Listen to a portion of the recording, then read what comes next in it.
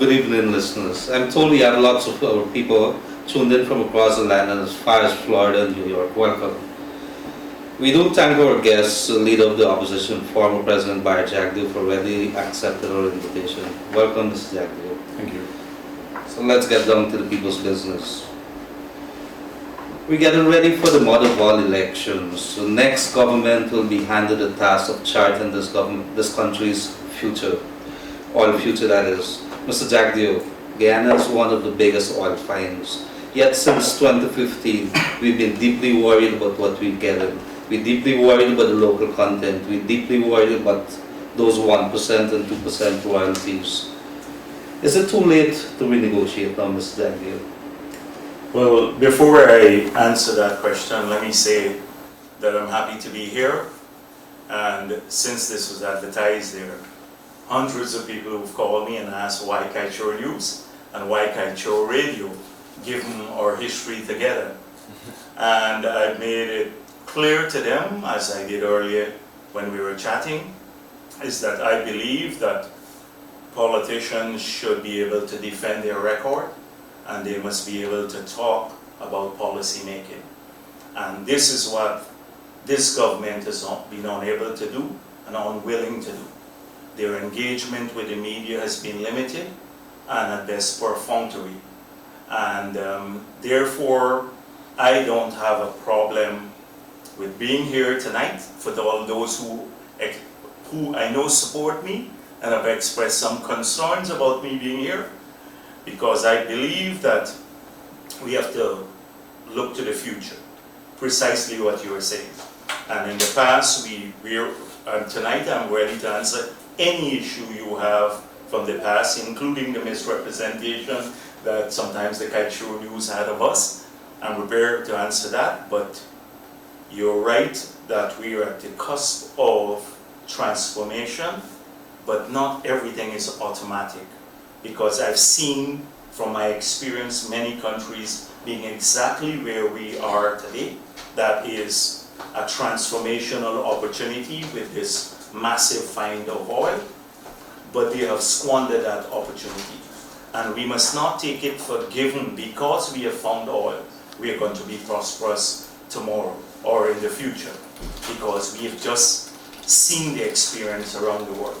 Venezuela was exporting 3 million barrels of oil per day. Look where they are today. I've gone to Angola, to Equatorial Guinea, to Nigeria, many other countries. They're in a worse situation after they discover oil than before, because oil find can destroy the rest of the economy through what is known as the Dutch disease, the change in relative prices. So critical to the future will be how we manage the resources.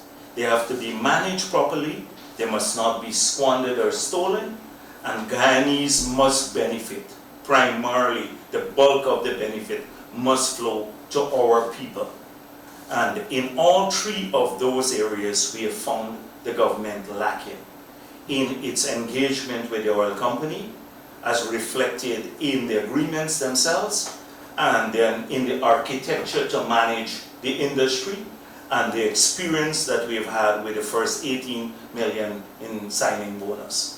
In those three separate acts, we have isolated the fact that this government does not look out for interests. The contracts you mentioned themselves, if we thought the Exxon Mobil contract was bad in that it lacked, it gave blanket tax waivers, there was no ring fencing, and the royalty was low, etc.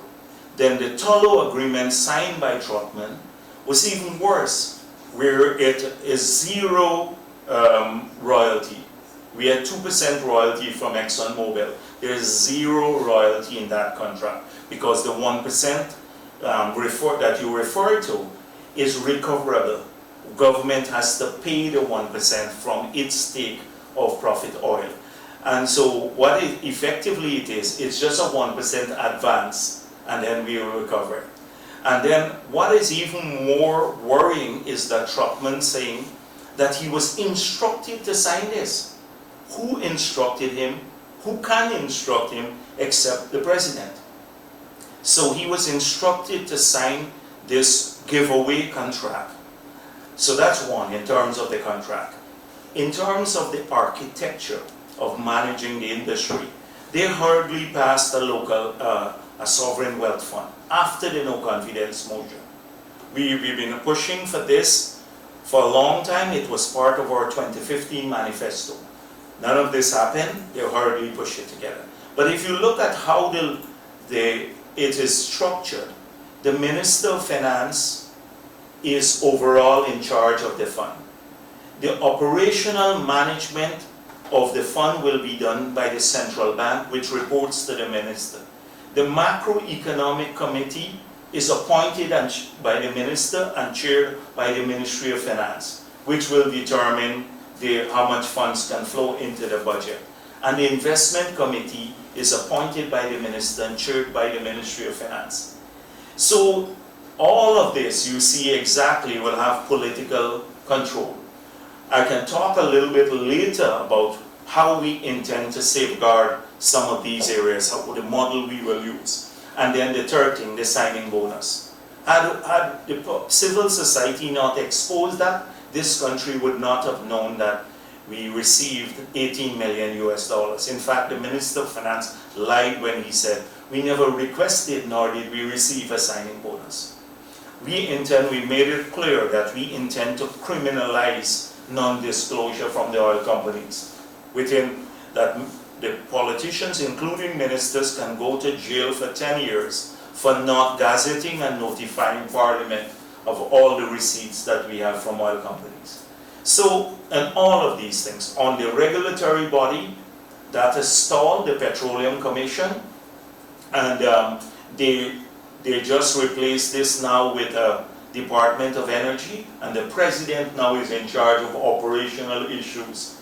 The President doesn't even deal with policy, much less to deal with operational issues on oil and gas. So, Mr. Jagdeo, yes. so not to cut you, we really appreciate all of that detail, but in all of this, is it, if the PPP were to win Yes. the next elections, is there room for renegotiating the royalties? So we made it clear that when you look at a model contract, it has to look at what of the total take comes to Guyana. So I think even in the Kaieteur news you published, because there is the frontier countries, they argue that these are frontier advantages. The first people who find oil should benefit from some advantage. And it showed there for similar levels of frontier country in Africa, their total take of the contract, that is of all proceeds, would be more to like 60%. In Guyana's case, it's 52%. So it's at the lower level of even the frontier companies, and countries rather. So the idea would be to get more in an overall sense. Royalty is just one of the ways you can get more. So you have to look at the other ways you can get more. And this is what we rigidly do, and which is what we've said to Exxon and the others. Through better contract administration, through rigid audit of the pre-contract cost. So if they claim $1 billion, 900 million, we believe that with solid audits, you can reduce that. Things like wasteful expenditure. For example, we don't know Exxon is going to build its headquarters here. Are we paying for that from Cost Oil? And why do they have, what's the dimension of the building? Do they need a massive new building funded by Exxon? Or can they just rent? Because if we're paying for it, we must have a say into it. I heard they've gone to tender for even landscaping. Are we not capable of doing landscaping? So you can't look at just royalty. The total take should be looking at tax matters, other taxes. Should they get blanket tax waivers? And these issues. Should we not ring fence? Now we made it clear in the Exxon Mobil's case, because they claim frontier advantage, that we will, through better contract administration, we said we are going to get more from it. every contract that was signed after Exxon Mobil, like the Tullow one, we've made it clear that we intend to review those. Review every single one of those agreements. So that is an answer to your question. Yes, we will do this for every other contract that was signed. So this 0% royalty will never stand under a PPP government. Will never stand. You call the 0% royalty. One of the things that has bothered me looking at this entire oil arrangements, within a few months, let's say less than 6 months, production is going to start. Your party represents 50% of the public, the voting public. What I'm asking you, Mr. Jagdeo, is why didn't your party make a concerted effort to probably tell the government that, look, I have a stake in this, so I want to play a bigger role? Well, you know how partisan this government is. When I met the president just after the elections in a courtesy call, I said to him that we are prepared to share our experience in several areas. And because we didn't want them to lose a lot of the tax cases, etc., they refused to even accept that offer of briefing them on substantive tax issues. They refused to even do that. So this government has been very, very partisan. That is one of the things you will see in our manifesto. We'll aim to remove the politicians from the management of the oil and gas sector. We believe it should be managed purely by a technical core of Guyanese, and that the politicians get engaged through the parliamentary process when the resources are spent.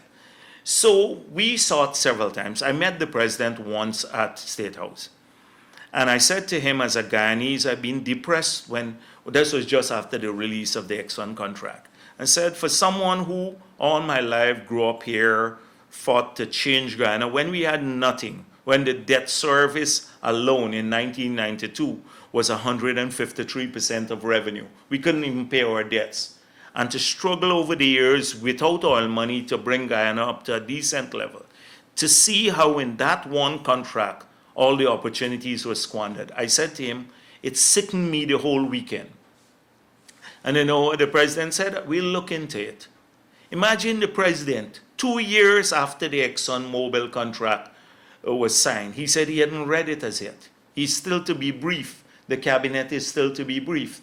So if they had only listened to not just us, but civil society, we said that at the negotiating table, you should have the best skills from around the world when you're interfacing with these big oil companies.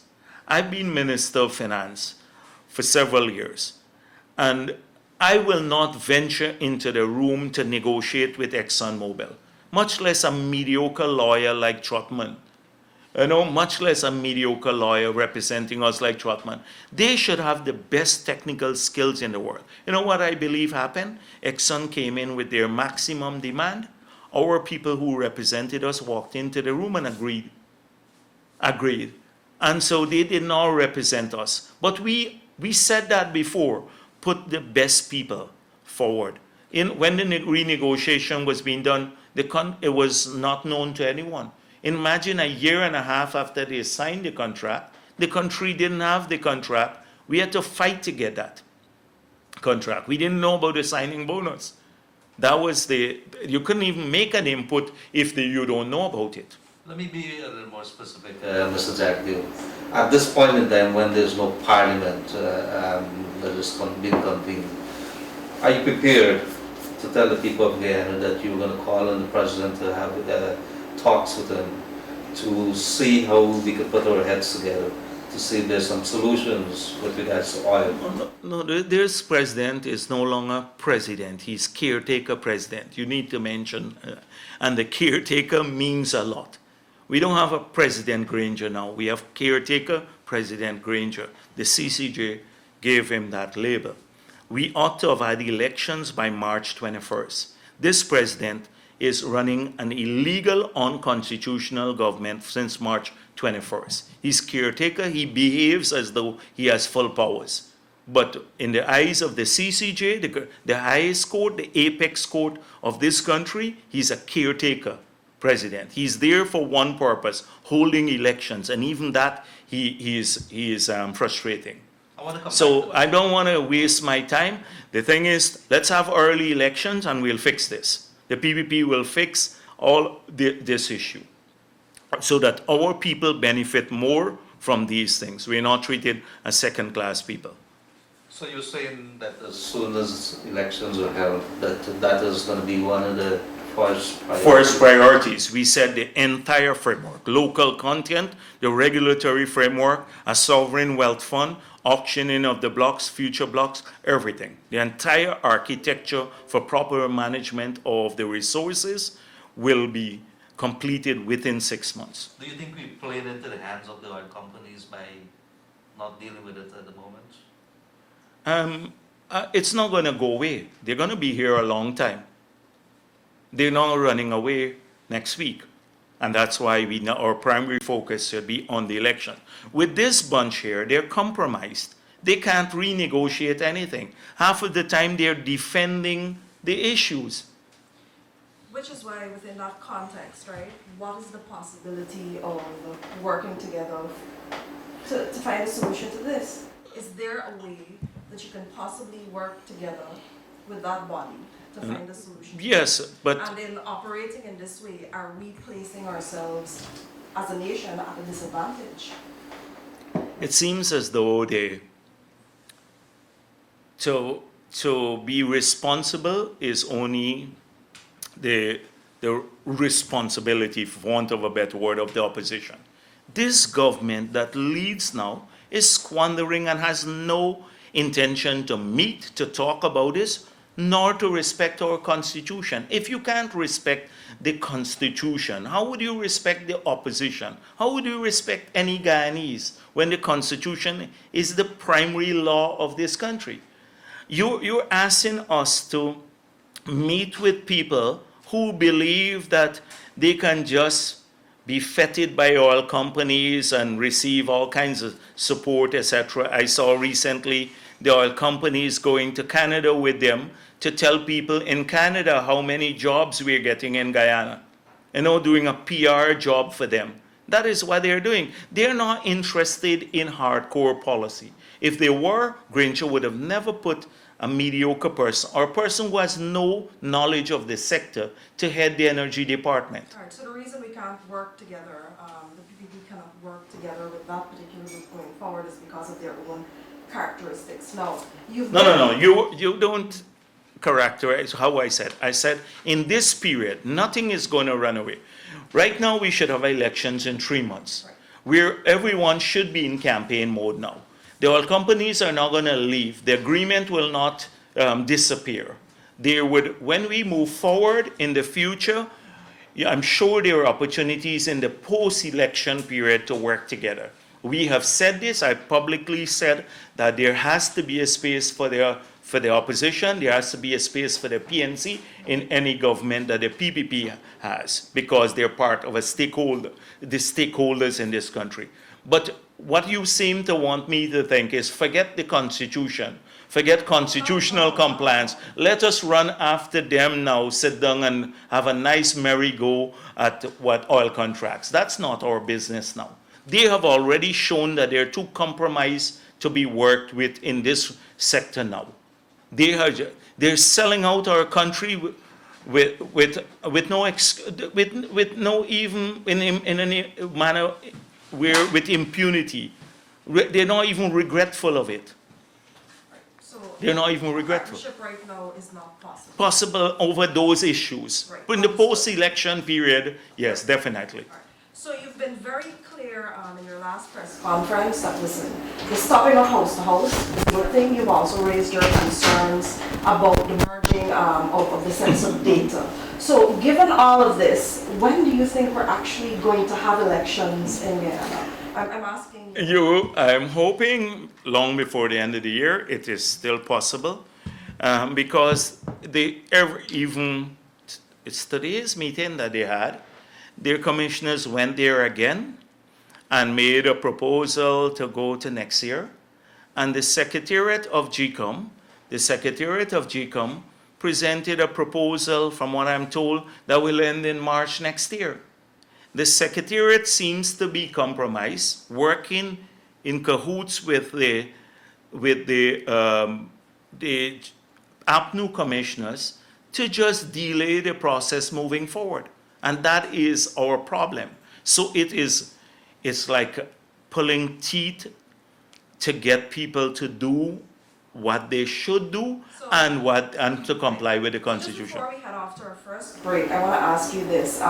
Do you think we're looking more like end of October-ish, end of November-ish? What do you think we're looking at? We're hoping long before the end of the year.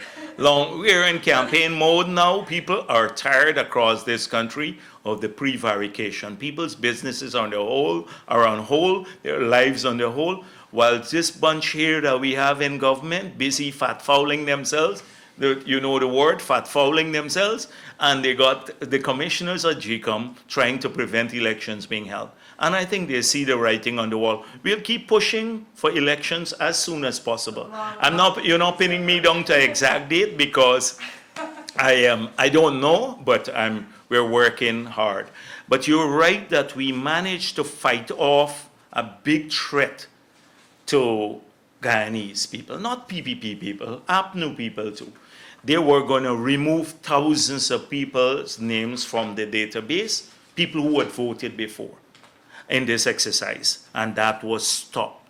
And so this is a victory for all of Guyana, for all of Guyana. All right, thank you very much, Mr. Jagdeo. Mr. Jagdeo, in the last 3 years, yourself and the PPP heavily criticized the track record of the APNU AFC government. On the other hand, the coalition has made it very clear that your party, after 23 years, has given it a basket of water to fish. We have reports signaling now that Guyana has become one of the fastest growing economies. Is there a contradiction here? Has the economy done so badly? What is it that you contradict and what is it that you criticize with? Well, the thing is that often you can look at growth rate and lose yourself in the growth rate. So this government has, if you listen to the Minister of Finance, we're doing extremely well because we've had sustained growth rates. Not the fastest growing, but sustained growth rates of the economy. And if you look at the composition of the growth though, that's where the problems lie. Because if you look at the starting point, in the manufacturing sector, if you look at a 3-4 years window, we've either stagnated or retrogressed. Forestry, we are producing probably half of what we were producing in 2014. The small gold miners are totally devastated. Sugar production is probably half of what we were producing. Rice is just under 2014 production levels. So the only sector that has been a bit more buoyant has been the oil and gas sector, investments related to oil and gas. And that oil was not found by this government. It was since 1999, Janet Jagan signed that agreement. So what efforts have they made to keep the economy going? Let me tell you what they have done. They've increased taxes by $88 billion more per annum over the 2014 level. So every year now they're taking $88 billion from our businesses and private individuals, more than we were taking in tax take in 2014. That doesn't help to stimulate the economy. That in fact kills the economy. They have borrowed over $900 million US. 600 million US of those are from the domestic banking system. They've practically displaced the private sector from the borrowing in the local market. In the same period, credit to the private sector has practically dried up. That is private sector investments. So that is what has happened. That tells you a lot about it. So the debt has gone up. We left a total stock of debt of about 1.1 billion. The foreign debt alone has gone up to 1.6 billion, nearly 1.6 billion. That's the foreign, leaving out the domestic debt. So then we have lost 30,000 jobs. So he talks about economic growth rate, and we lost 30,000 jobs. That's 30,000 people less paying taxes, can feed their families, and can subscribe to the national insurance scheme, etc. And if they just walk down the streets, then you get a feel for what's happening on the ground. So all this talk about economic buoyancy, we took a country that was where all the macro variables were out of whack. The GDP, the fiscal deficit was 25% of GDP. Every 4 years, we were doubling the debt of the country because to finance the fiscal deficit. The balance of payment deficit was 47% of GDP. Every 2 years, we were doubling our debts with the rest of the world to finance that debt. 3, we were using 153% of revenue to service debt. By the time we left office, 5% of revenue was used to service debt. The stock of debt had come down from over 900% of GDP to 50%, half of the size of our economy. Inflation rate was single digit, which was triple digit in the past. Interest rates were like 38% when we took over. Imagine you borrowing for housing or investment at 38%. If you're a prime borrower, you can borrow at 8, 10, 12% today. This is what we took over. And on the other hand, while all of that was happening, the roads were impassable. Just here, you check all these streets in Georgetown, and Main Street itself, it took me 25 minutes to drive from the Ministry of Finance to the central bank, because in front of Palm Court, you had a pothole that was deeper than my height. And that was Main Street. Think about Robb Street and Regent Street and all the other Norton Street, impassable. The road to the airport took you several hours. No drugs in the hospital. The infrastructure destroyed. We took that bankrupt country, left it as viable, the fastest growing economy in the hemisphere in 10 years when we left office. We left $16 billion in gold reserves. They have run it down to under $500 million now. 16 billion. They have the $40 billion in the semi-autonomous agencies. They have all squandered that. All of the money is practically gone. They spent it up. They taxed people more, spent all of our reserves, borrowed more, and spent more, guess on what? Not on the economy or people's welfare, because they took away the school kids grants, 1.6 billion a year, and now they're eating $1.6 billion more in government through dietary. Ministerial travel and subsistence in Guyana alone, leaving out foreign travel, has grown by $1.1 billion more than when we were in office per annum. Mr. Jagdeo, if I may interrupt at this point. Yeah. The question was, the current administration was given a basket to fetch water. Is that true? And secondly, if you may address for us the implications that all you just outlined have on the people of Guyana. So what I did there was to tell you what we took over, the efforts we made in transforming the economy, what we left. So the question about basket to fetch water, we left a buoyant economy with very little debt. Imagine 5% of revenue to pay debts when we took over a country where 153% of revenue to pay debts. That meant that 95% of revenue could have been spent back by this government on our people. What did they choose to spend it on? Themselves. The fancy things, ministerial increases, ministers getting security, per diem perks, we are paying now for their foreign health care, all of this. Painting buildings green, building arches, that's where our money is going. So I addressed the issue, but I didn't address it directly that way. I showed what we took over, the efforts we made, how we transform Guyana. We left the fastest growing economy. We left the reserves in the semi-autonomous agency, in the central bank, over $700 million of reserve outside of the gold reserve, running down all of this, borrowing more, and they increase taxes. So it's utterly nonsensical.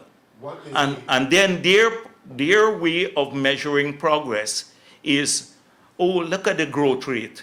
Not how many people have lost welfare, how many lost their jobs, how many now have lost the government support that they used to get, like the old age pensioners, the water subsidy, etc. They don't measure it like that, but because they're doing well, the good life is for a few. Oh, it's PPP's fault. Explain to me, why is it that when this government came into office in 2015 that they're claiming that there was about $14 billion in deficit for I think it was for the Guyana Gold Board. And this is what they inherited from the PPP government. No, I've debunked that already several times. If you just go to the estimates that Jordan presented, you will see in a 3 years period alone, under this government, they lost over 45 billion Guyana dollars at the gold board alone. They used to criticize Kelvin factory. And I pointed out that's nearly 2 or 3 Kelvin factories that they lost in losses at the gold board alone. So don't deal with anecdote. Go to the estimates that Jordan presented and look at the financial statement of the gold board, and you will see that. How could we a deficit and we had 16 billion of gold reserves that now have been run down in the central bank? So a lot of propaganda, that we used to have these slush funds in housing ministry, and so they did an audit of the Ministry of Housing, the fund there. Remember, they used to say that was a slush fund. Kaieteur News used to carry that too. They found $8 billion sitting in there. They used it all up. They found over $5 billion sitting in Forestry Commission. Now it's bankrupt. They can't pay their staff there. GPL has made a loss this year. Although, when they got into office, the price of oil fell from over $120 a barrel to $28 a barrel. They had a huge windfall. They saved $350 million in import bill. They didn't reduce the price at the pump, so our GPL tariffs, so they collected over $22 billion more from keeping the tariff high. They squandered that out too. Every single thing they've used up, all the reserves, etc. So where were all look at the audits of the Forestry Commission, the NFMU, the GGMC, the Housing Fund. The Lotto Fund, they used to say, was a slush fund too. They've done audits of all these things, haven't found any corruption, but they used up all the money there. Mr. Jagdeo, are you suggesting in any way that life in Guyana was better under the previous administration than it is now? I am suggesting that. I'm suggesting that by far. 30,000 more people were working. You had the pensioners didn't have to pay, 40,000 pensioners didn't have to pay water subsidy. The children were getting $1.6 billion a year in grant. Multiply that by 5 years, and they took it away now. This is the 5th year. That's $8 billion more would have been in the pockets of our children. Guyanese were paying $88 billion less in taxes under the PPP, and we did this all without oil money. That is why I'm suggesting that. However, sir, if I may continue with a line of questioning, I would like to raise some facts that were presented in times past by a number of publications and analysts, which suggested that certain contracts, and I'm happy that you mentioned the Kelvin sugar factory, because that is one of the projects that they're seeing cost a lot of money for the state. And then there were a number of others, like the Chadijagan International Airport, the expansion project, and we can go on. All this happened during the PPPC administration. Sure. Can we safely say that these monies could have been better utilized under your or the PPPC's administration?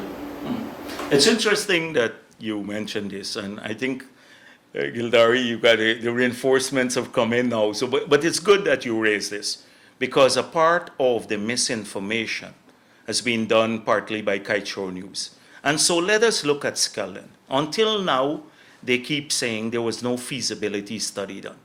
The key issue was when sugar was confronted with a 40% cut in their revenue because of the changes in the Common Agricultural Policy in Europe and the Sugar Protocol. We had to maintain sugar in a way that keeps people working. So even if you break even, but you keep people working, sending their kids to school, etc., not putting them on the breadline. So we said, how are we going to do this? We have to reduce the cost of production. We got Kaieteur, which was the best, one of the best companies in the world, to do a study. If you go to their site, it says the government of Guyana requested us to do this study. Now, until now, last week Patterson said there was no feasibility study done. Kaieteur News has said that over and over again. We didn't make the decision on the basis of what a politician thinks. We made the decision on the basis of the best technical company. Secondly, we said, let us go to tender for the people to build the factory. Two companies tendered, an Indian company and a Chinese company.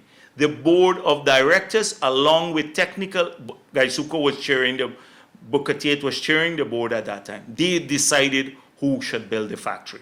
That's the second thing.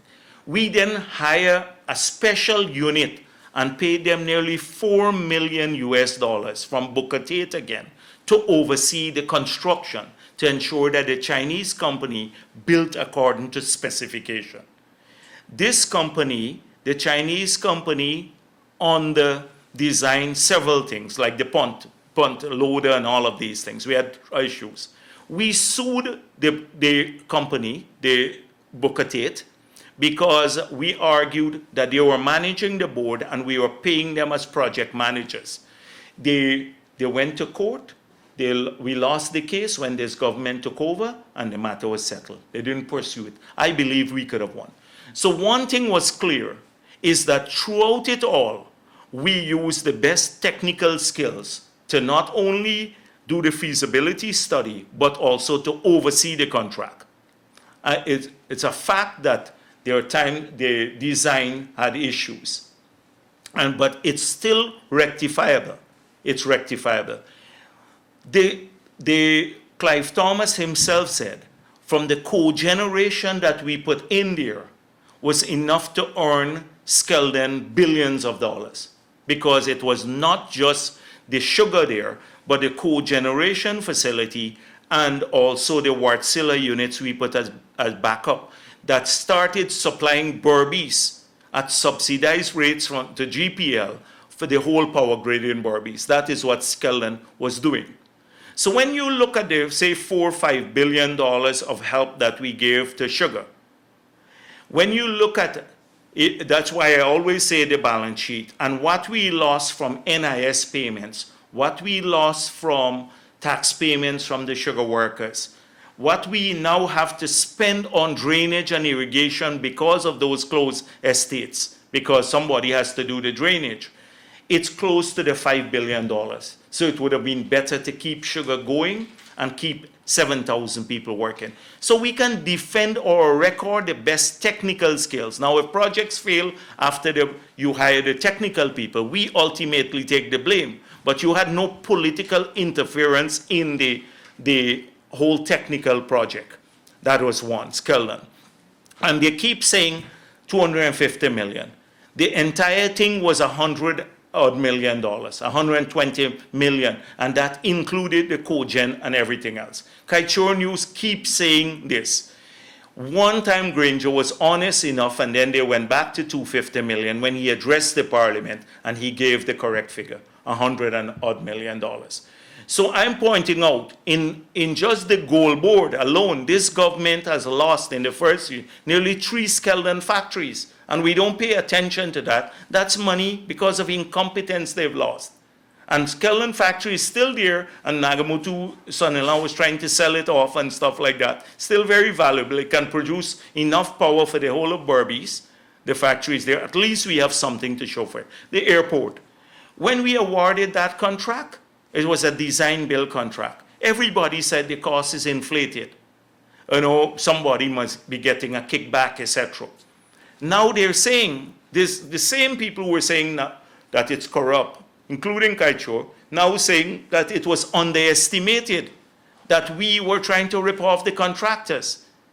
And therefore, the contractor wanted an escalation in costs, and we said no.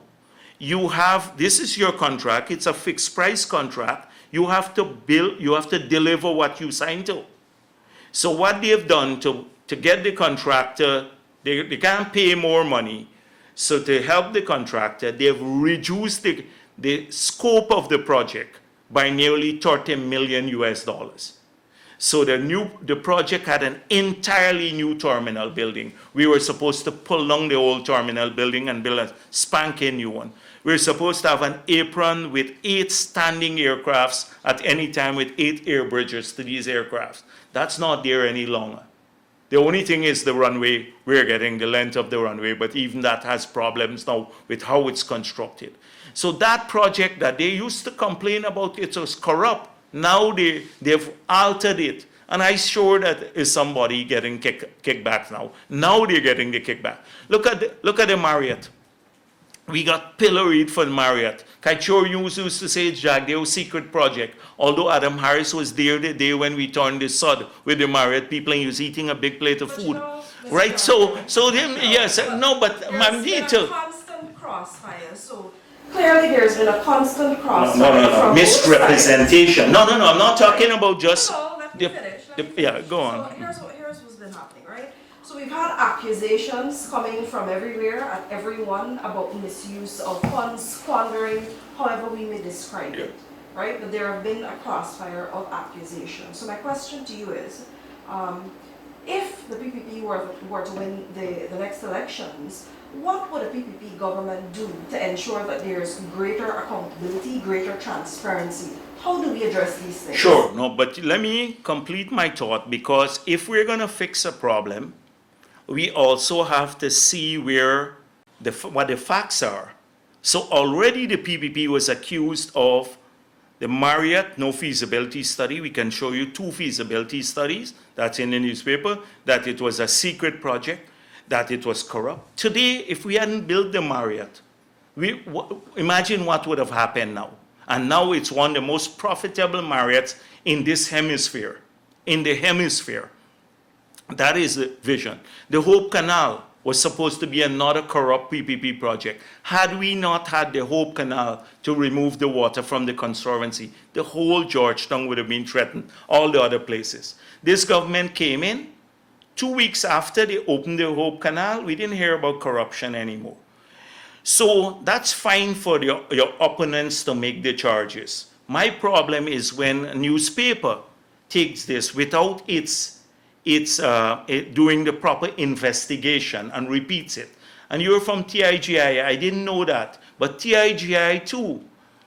We're not talking about accusations.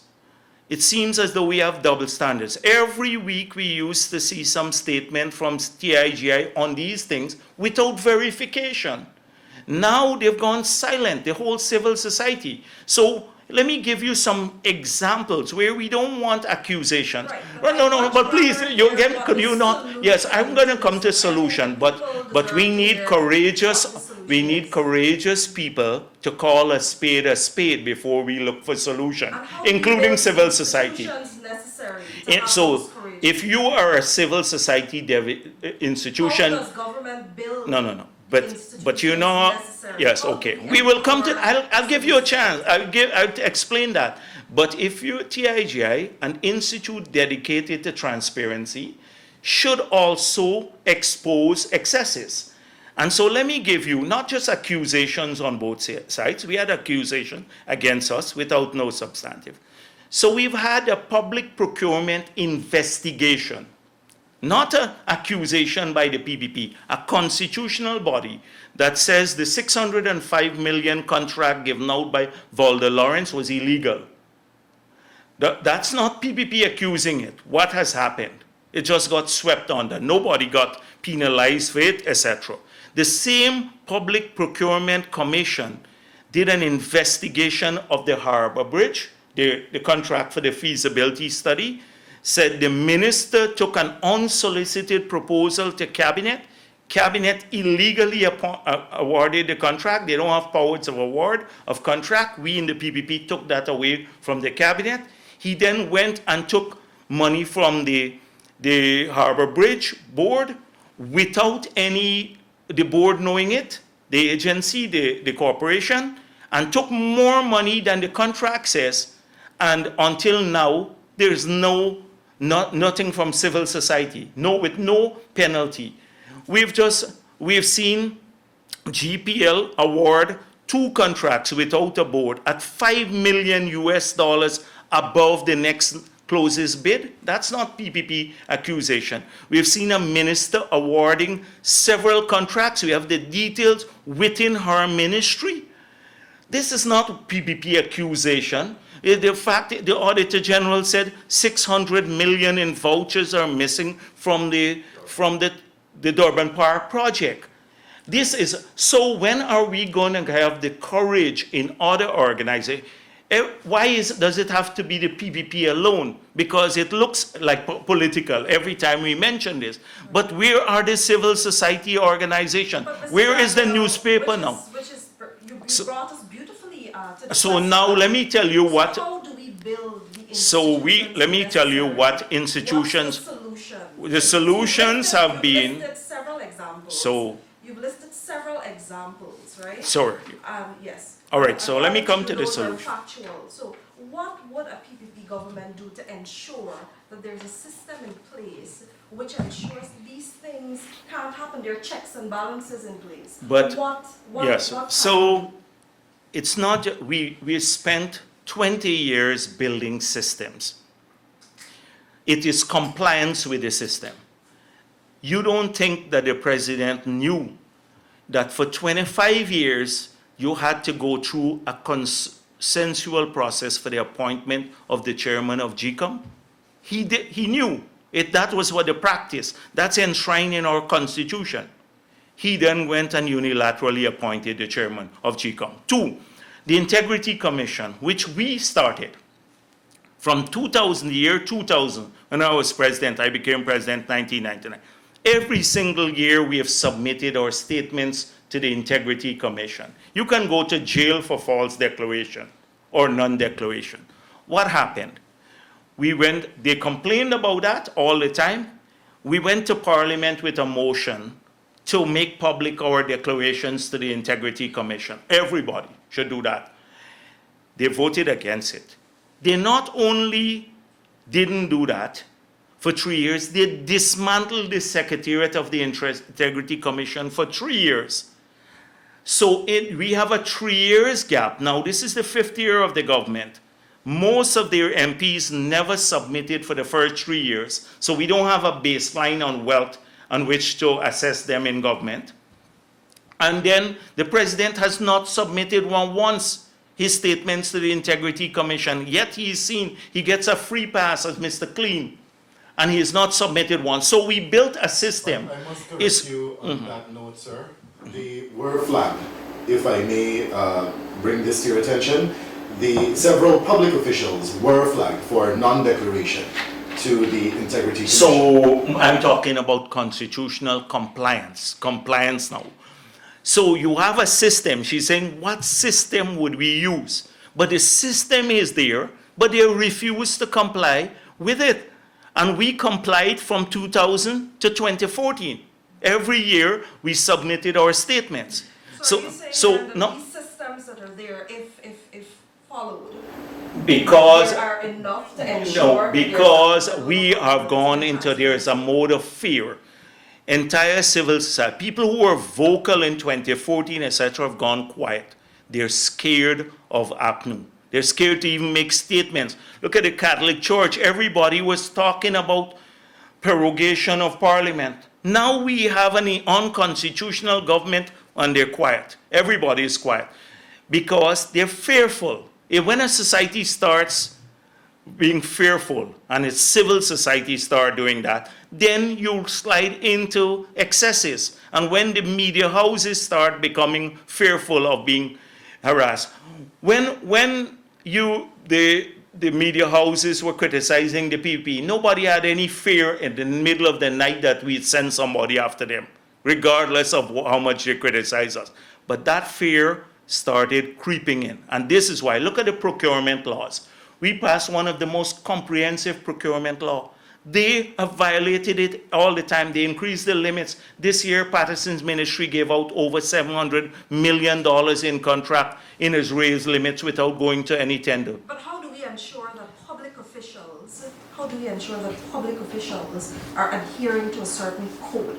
How do we ensure that they are... It's not code, it is the law. They're breaking the law and nobody is doing anything about it. We wrote the police. We tried to file 5 private criminal charges against ministers for breaking the law. Basil Williams said he prevailed upon the DPP to withdraw the charges. It's not just about this, code. I'm talking about breaking the law. Enforcement. And when we tried from the opposition with our limited resources to hold people accountable based on the laws, that is what they did. They withdrew the charges. Why not allow the charges to go forward and then let it be dismissed in the court? And against 5 ministers, that is what is happening. Which code? They had all this fancy code that they launched, Nagamotu launched. And then you have a minister who gives contracts to herself, and she signs the check in her ministry to her own company. What code are you talking about? You're laughing at Guyanese and their intelligence when you talk about code of conduct. No, nobody is laughing at Guyanese. No, I mean us. Don't mean us. I mean them. Alright, But to come back, Mr. Cyril. Yeah. Let me ask you, you raised the issue of the CGIA contract, which is something that we've been looking at very closely. But this was a contract that was signed days before your government, you would have ended your term.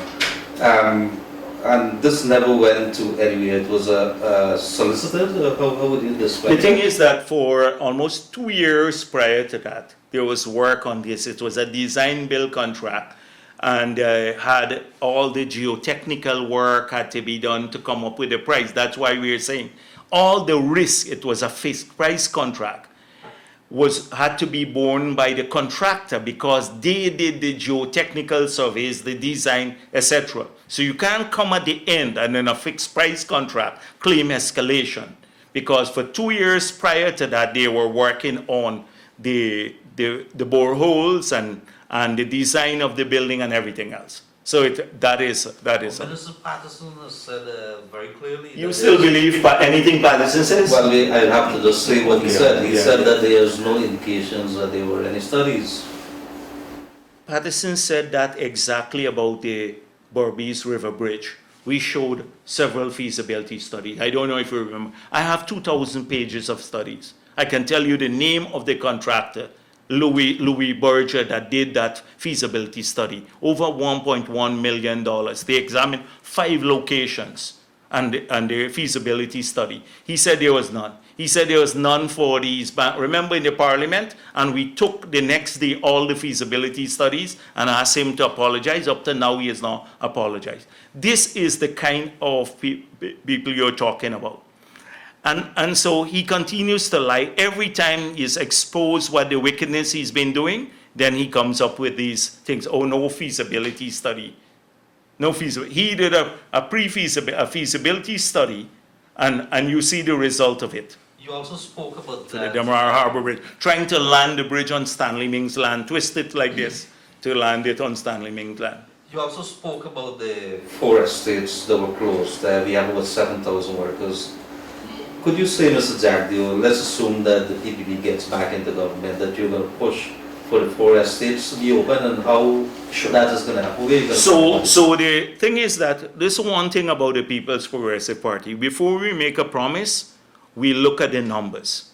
And that's why you saw we're promising free university education, and we said within 5 years.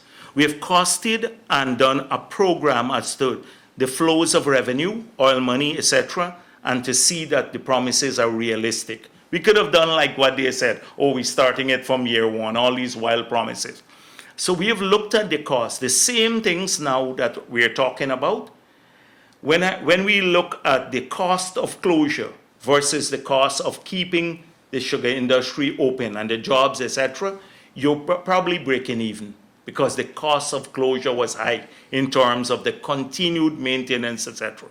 So we have factored all of that in. It's better to get people working so they can send their families to school and keep the economy buoyant. The transitional subsidies that we have could be afforded. We believe that there are about $30 billion in this budget that could be cut without harming developmental objectives or people's welfare. Things like nearly $1 billion more for maintenance of vehicles, $1 billion per annum.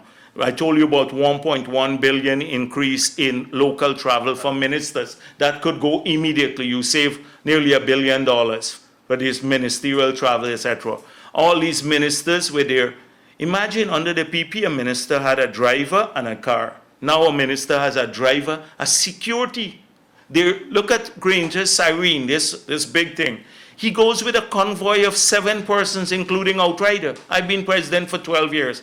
And all BP presidents, you have a vehicle at the front and one at the back, that's it. All of that cost us money.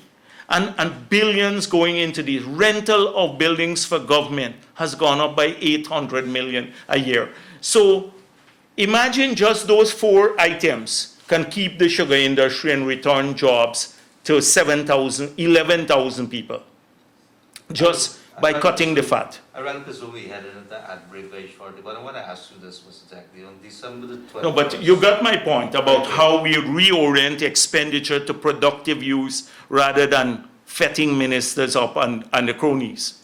You know, look at a place like this training college that they got, some Burton Rollins or some training. A man now gets $2-point-something million a month.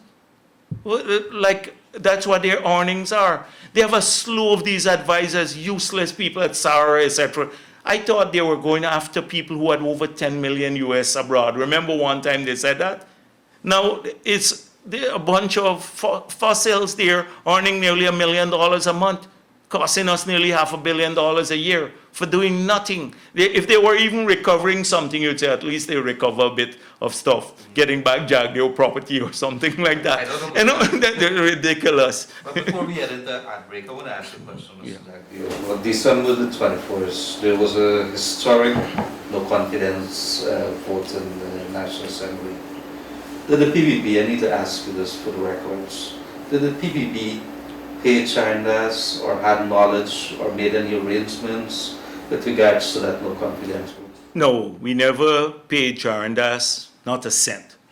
And the thing is that I frankly expected a few more to vote it in our favor. They had suffered a crushing defeat at the local government elections. And also, we are in the parliament, so a lot of their MPs come to talk to people in the lounge. And you had major dissatisfaction. The same figure right now, he's gone on this race line, pure race line, used to say how things are bad in Linden and all of that. There are a lot of them who are complaining that they're going to lose the elections. And Charan Das included. So we thought we'd probably get a few more who were disaffected. But I suspect the reason that drove Charan Das, he lives in the sugar belt. You know what has happened in those areas? People from the outside don't see. People who had the dignity of working. The job was tiny, not a lot of money, but they were putting food on their table and they were sending their kids to school. One day wake up and have Nagamutu come on the day when you're talking about sugar workers fight for the rights, announce that your estate would be closed.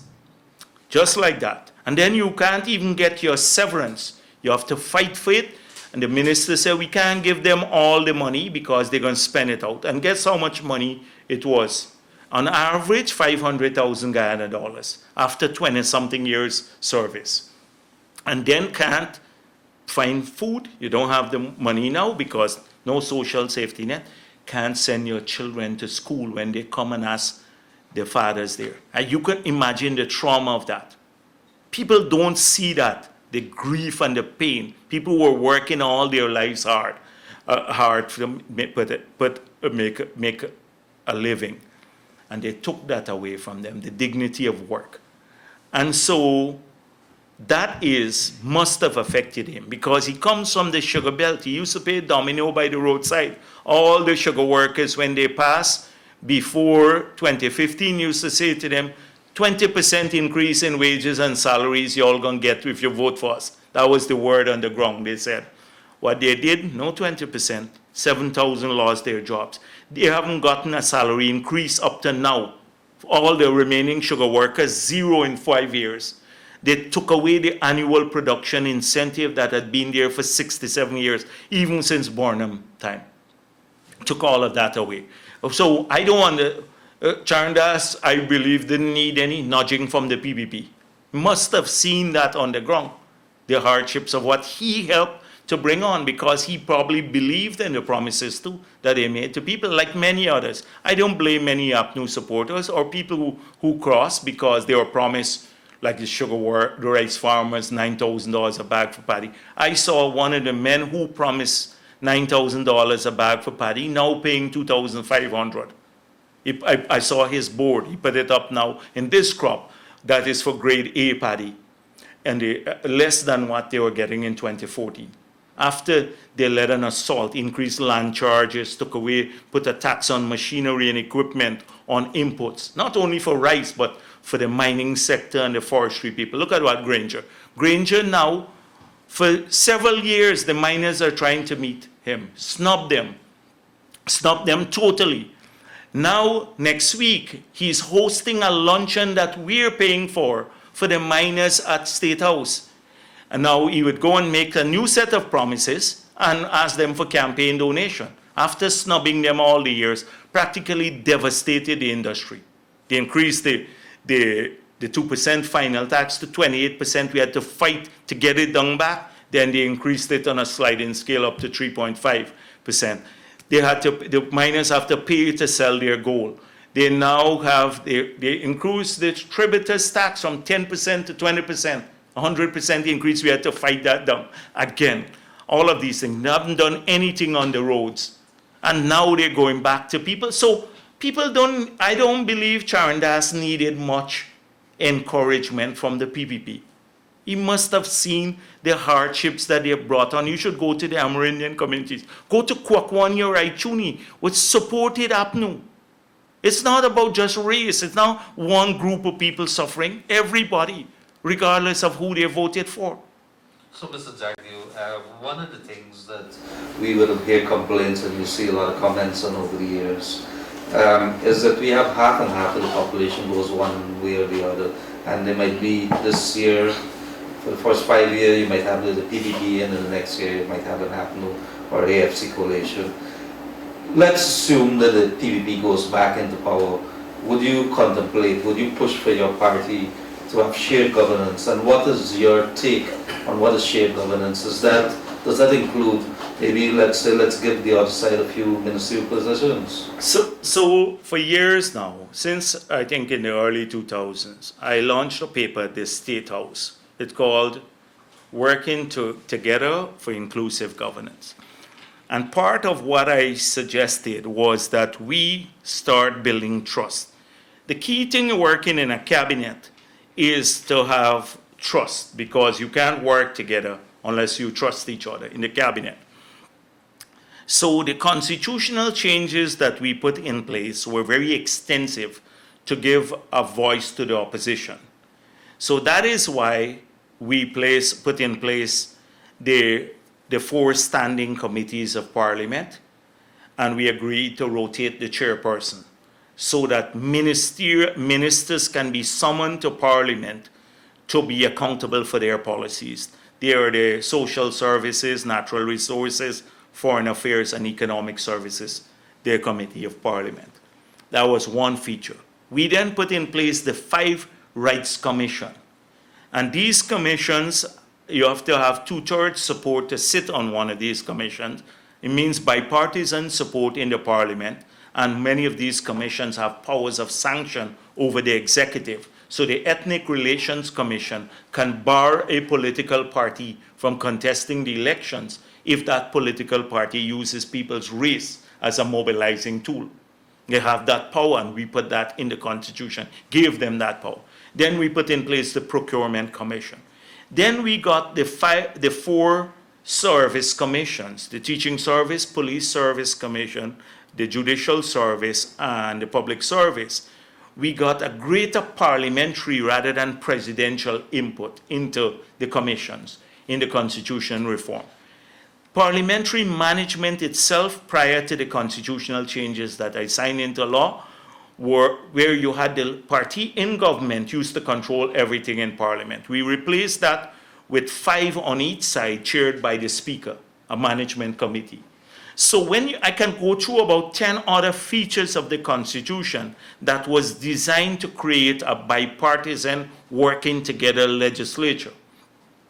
We said that ministers must not be part of some committees. The first thing they did in office was to put ministers on all of these committees.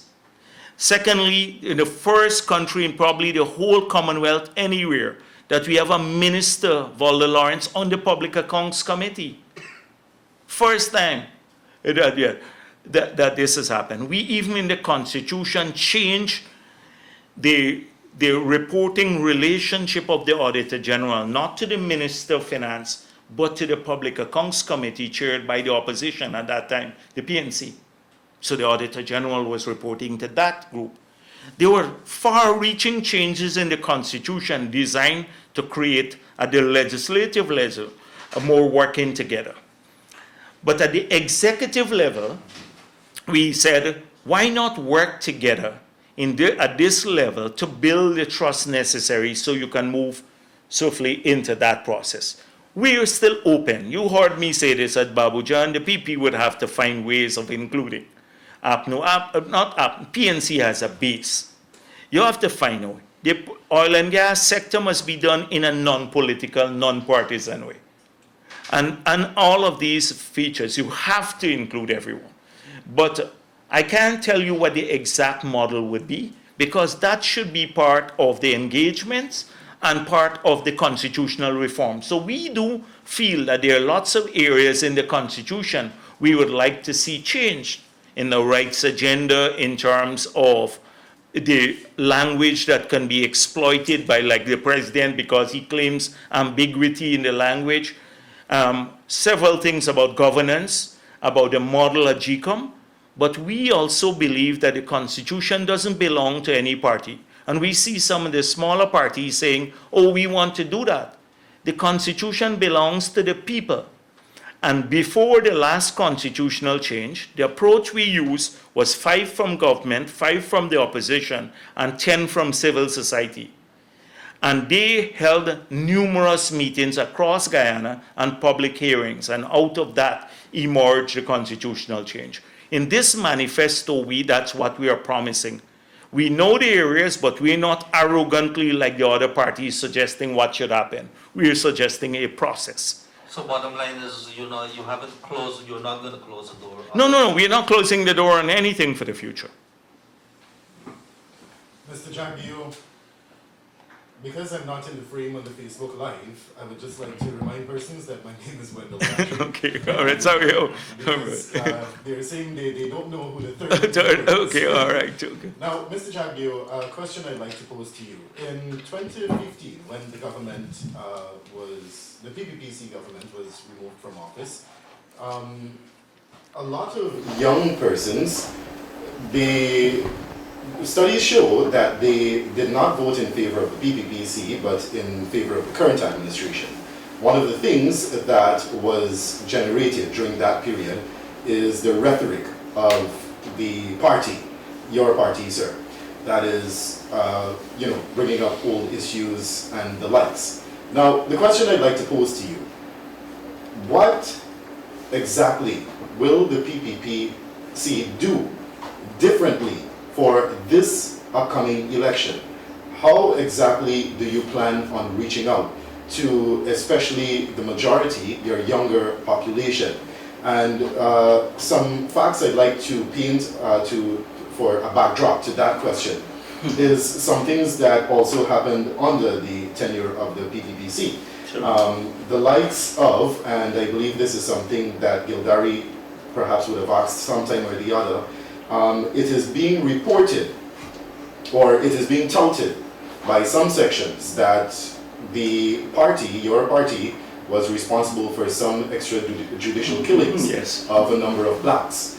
And there were a number of other things that happened Sure. during that period. You can mention the other things too, I don't have a problem. I just make a list and respond to them. Can I borrow your pen? So what are all the other things? Because it's good to put rumors to rest because they persist. Rumors. Right.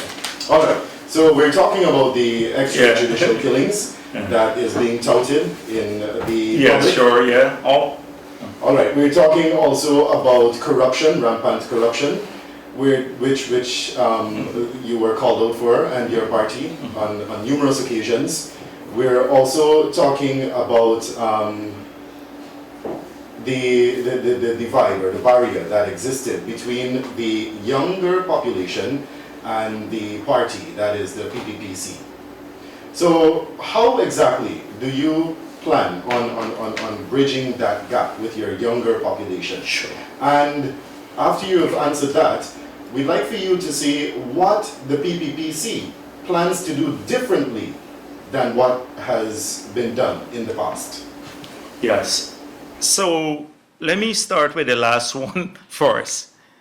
One of the things that we have to do differently is not just to think that because we have done something or because we have spoken about an issue once, that people would actually believe you or know that you did it.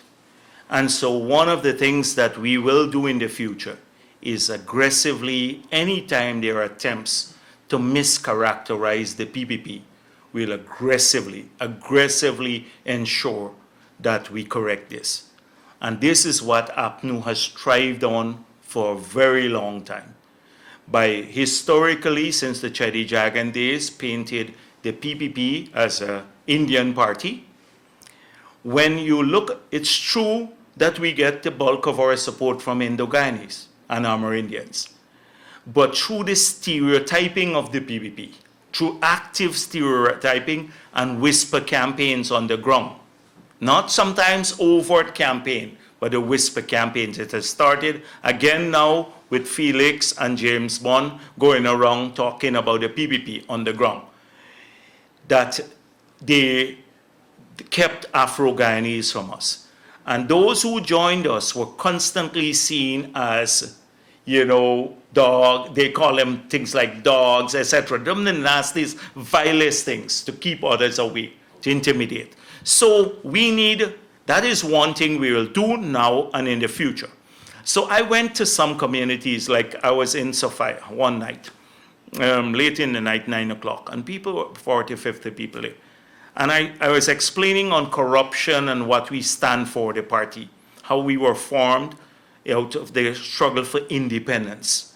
And therefore, for us, it was the class approach. And even when the party split, it was not split along racial lines. Those who stayed with UC Quina stayed on with Chedi Jagan. You had Indo-Guyanese who left with Burna. Because we set up that way. The day that the PPP starts working for one group of people or one race in Ghana, it will not be the PPP that we know and that was set up to fight for Ghana. And so I explained a number of things about the policies. Like I started explaining how like Linden, the transformative acts. I can put our record in Linden any day and compare it with their record in a place like Linden. And you will see which one prevails, which one is better. So that's something. And you know what they said to me? The girl who was there at the meeting saying, why didn't you say this more often? And I said, but we were saying it all along. And she said, but it's true. Every time you come on TV or any PPP man, I'll switch the channel. So, because you demonize people, a person can't bear to look at you saying something. And this is what now going on the ground and sitting down and talking to people face to face, they'd ask me, is the party racist? Norton said that black people can't come to the 4th floor of Freedom House. And that's where I hold my press conferences sometimes. It's not true. And do you have trapdoors in Freedom House for Afro-Guyanese? This sort of thing thrive. There are people who said, from the older generation, who will not walk on the pavement in front of Freedom House. They'll go across the road and come back this way. That is what we're fighting with, this legacy of the characterizing the PPP. Look at our programs. Our program was for housing. Look at how it benefited Ghana. It's true, if you go to Portmorant or some Fowles village, you see mainly Indo-Guyanese getting all the house lots there. And that's what they did the last time. Go to Fowles and say, look at all the Indian people get a house lots. But if you go to Amelia's ward or Block 22 in Linden, it would be mainly Afro-Guyanese. There are thousands of house lots, a new scheme too. And look at this school kids grant. It wasn't for PPP children or Indo-Guyanese children. It was for everyone. The pensioners' money, for the subsidy, for every Guyanese. We started looking right across the country with very little, because the PPP understands you can't manage a country like ours, so heavily integrated, for one group of people or your own supporters. Everybody has to benefit. So that's one thing we will tackle aggressively to make sure people understand the reasoning behind our programs. So, for example, let me give you a couple of other examples. But before you go with the example, sir, may I ask, Yeah. what would you say to someone who is perhaps thinking right now, who's looking at this interview, that the PPPC is more focused or gives first priority or preference to Indo-Guyanese above Afro-Guyanese? So, you just have to listen to Valda Lawrence. You heard what Valda Lawrence said. She only gives jobs to PNC people and who look like you, not like Jagdeo. She was talking about them. That is Valda Lawrence. That is the chairman of the party. She said, I'm looking for some doctor to employ, and I'm looking for that kind of person. So the same doctors that went to Cuba, over 400 of the 1,000 that sent to Cuba were young Afro-Guyanese kids. Over 400 who got this scholarship. But what would you see, sir? So yes, but that's what I'm telling you. Look at the practice. Look at the practice of it. Look at the housing schemes that were developed. Look at the education programs. Look at the buildings we put up in Linden, say Linden, the schools and many things like that. Look, like Maikoni, we built a technical institute in Maikoni, in the heart of central Maikoni, when we built one in Anna Regina too. So this sort of thing, it's the policies. You can talk all, oh, I love Afro-Guyanese. That's what their line is now. David Hines and Lincoln Lewis. The government will never do anything. They will never fulfill their promise, but you must vote for them because of the race. That's not what we're saying. We're saying vote for us because of policies.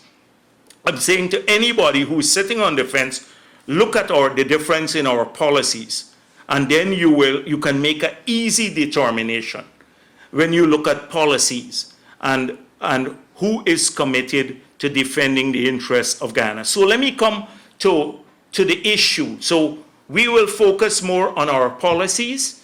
We will make sure we tackle stereotypes. So you said about barrier of young people and stuff. I want to come to that point. So a lot of people believe it's young people who voted against the PPP that caused us. But we were operating with many things against us. First of all, this incessant message of corruption. Every day, the Kaieteur News and many others, they are opposition to.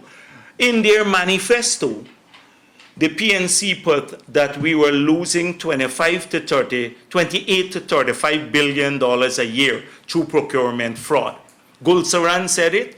The PNC put it in their manifesto. It's mentioned in the Kaieteur News over and over. That became a fact.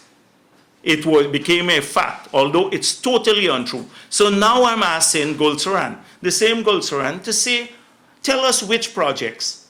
Where did it? Can you come and do a lecture on telling us how that used to happen? He's running now, hiding. And he was part of the TIGI too, hiding from the reality. I know you so is he still there at TIGI? I'm sorry, but I'm no longer a member. Oh, you're no longer, sorry, but, no, but let me finish my thought here. So that became a fact, incessant message of corruption, without any proof. They have had 4 years. They spent nearly 200 million in audits, did 50 audits. I suggested that they hire an international firm to trace the assets of PPP people, because I was supposed to own mansions in Miami, 4 blocks of apartment, an airline. Gerdari smiling, he knows about all these things that in the Kaieteur news. I'm supposed to own the Marriott, everything I was supposed to own. But you don't own these. No, I don't. And that is the kind of thing, if by now you didn't know that, then something is wrong, because we perpetuate the stereotype. If I had owned the Marriott, the government would have made it known already. So let us look at that. That was the incessant message. And that took hold too. Today we have an opportunity now to point out, you tell us why don't you charge the people who own the Marriott, or go to our Integrity Commission records, and if there was any false declaration, you can charge us. You don't have to go to SARA or SOKU, charge us. That's one. The second reason is the promise, why people left us. A lot of people actually thought they're getting 20% in the sugar belt. We lost about 10% of the sugar belt, 10, 12%. In the rice sector, we lost about 10, 15% of the rice belt. These are people who are voting for PPP, that's a promise. The third issue was the length of time we had been in office, complacency. And then you had you have a lot of young people who got caught up. You know, the message of change was a very potent one among young people. And that also helped. So they had the highest turnout. A lot of people believed their promises. The incessant message of corruption, etc., that affected us overall. And in spite of all of those things, we lost the elections by 5,000 votes. 5,000 votes in spite of everything. So let us see what is stacked against them now. None of their promises they fulfilled. So that's what are they going to say? On corruption, they've racked up 10 times more scandals than anything under the PPP, and verifiable.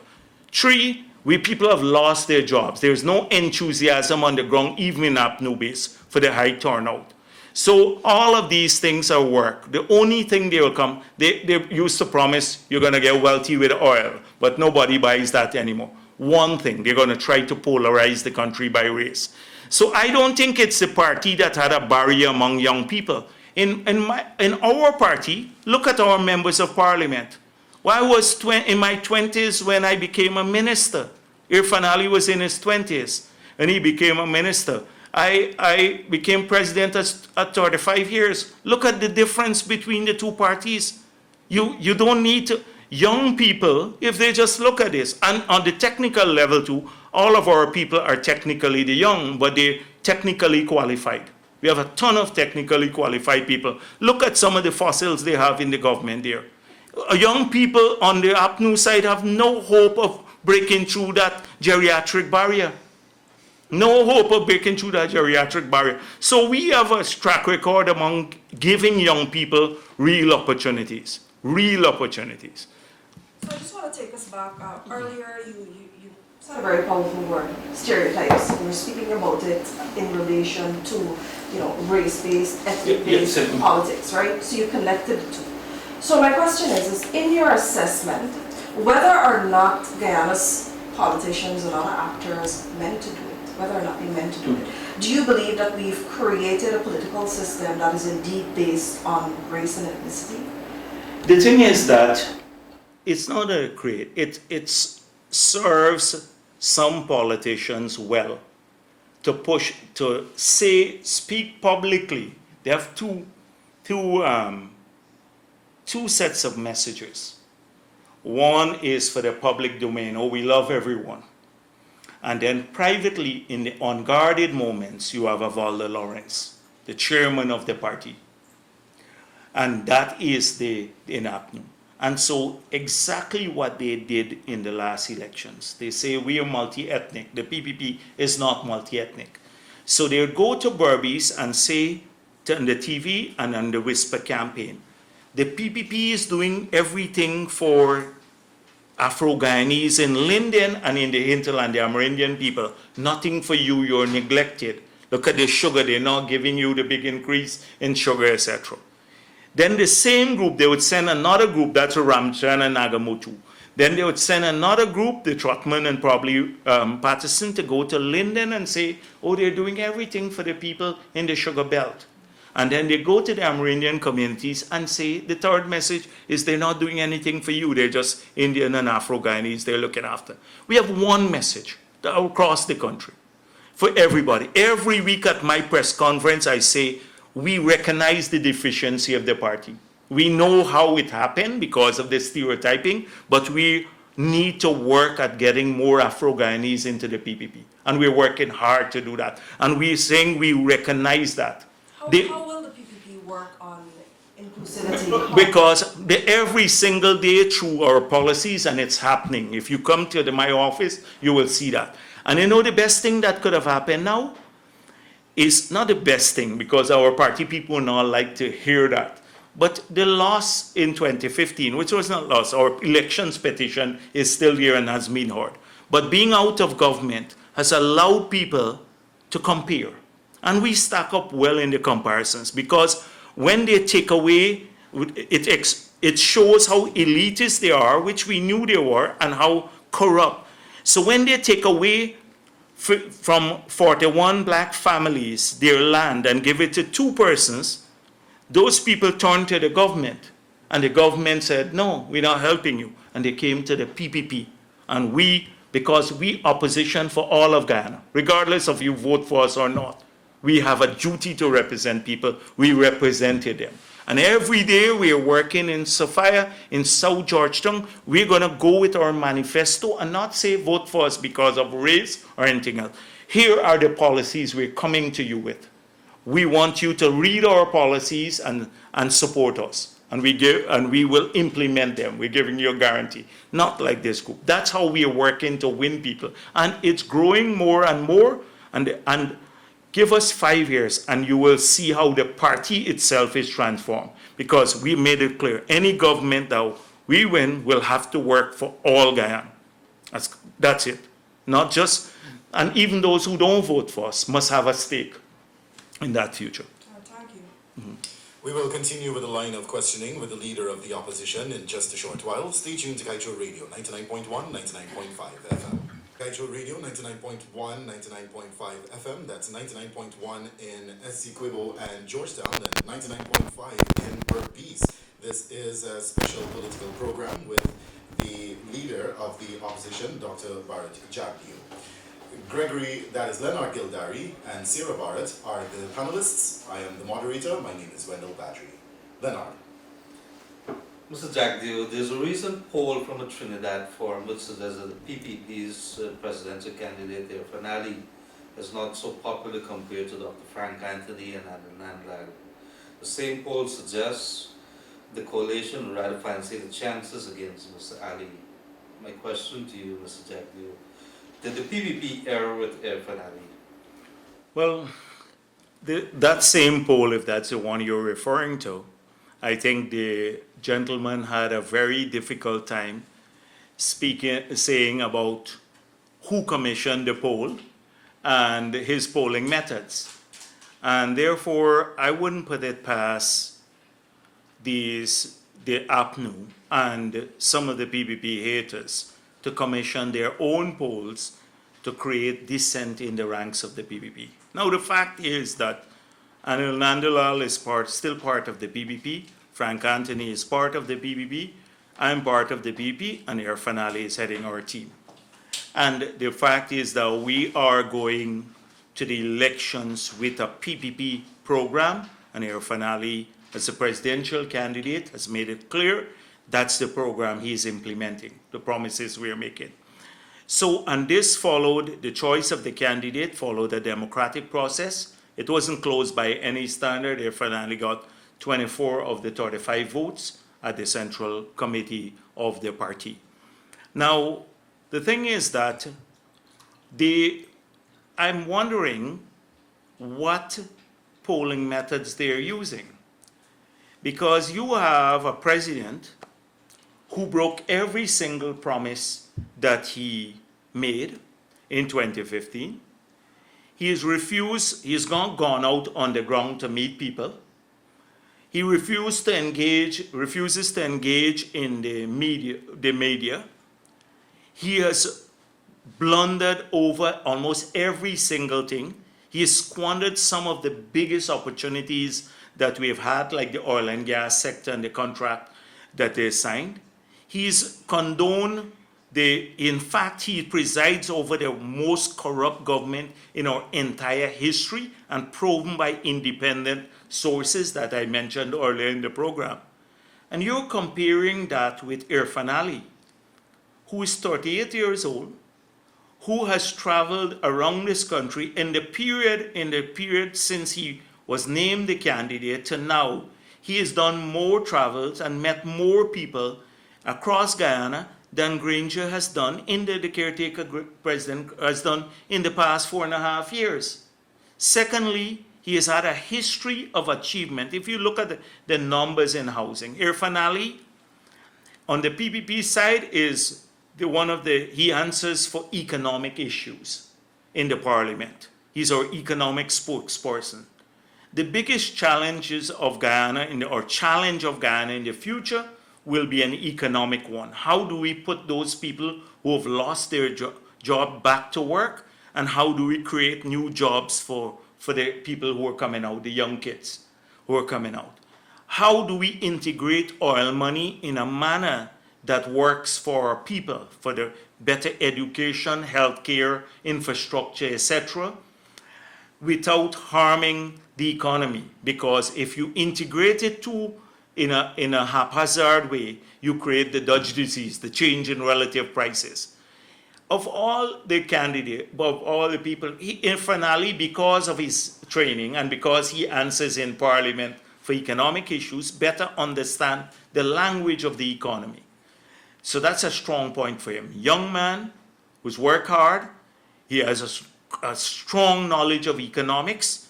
The third issue, he has had a track record of implementation. Irfan Ali left $8 billion in the housing fund when we demitted office. And he, on an average, a yearly basis, was delivering over 6,000, 7,000 house lots a year to Guyanese. And that is new and regularized house lots. This government has not, in 4.5 years, done one single new house lot. What they have done, they repossess and redistributed, but not done it. So Irfan Ali has had a record of delivery. You need a president who is not just a general talking about coming. I can predict Granger's speeches.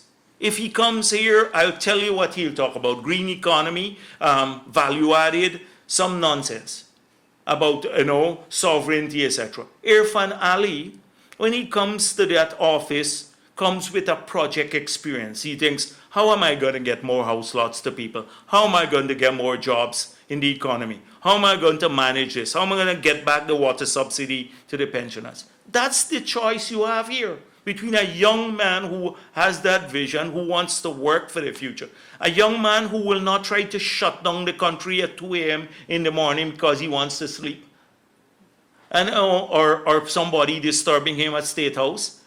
That is the kind of vision, and shut down a whole country and nightlife and all the jobs associated because of the age. The choices are stark before us. And then on the other hand, they have no track record of delivering anything. The PPP has had a track record. They run up the debt, tax people more, broken all their promises, people lost jobs. What are you hoping for? And if God helps us, if he takes over, you think he's going to get more active if he wins the election? In fact, he'd get less active. I think Minister Ramsden would have said with regards to the 2 a.m. curfew that is within the law. I just want to make that point. Yeah, but within the law or not, we were there in PPP for 23 years. Gentlemen, so let me bring us back to the PPP's presidential candidate, Irfan Ali. So what you've described there, very clearly are how you perceive the odds to be stacked. So given all of what you described there, the PPP and the PPP's assessment, the PPP is confident that presidential candidate Irfan Ali is its best chance of Yes, bringing and the PPP is always, the PPP goes through a democratic process. And the democratic process was followed, and I think we have a very strong candidate. I know because I'm an economist by training, and I know when the biggest challenges of the future. And it will be of an economic nature. And I think he has all the skills to navigate the complexity, not to have people in the room with you all the time. He can navigate the complexities of the economy. He has a strong capacity to deliver.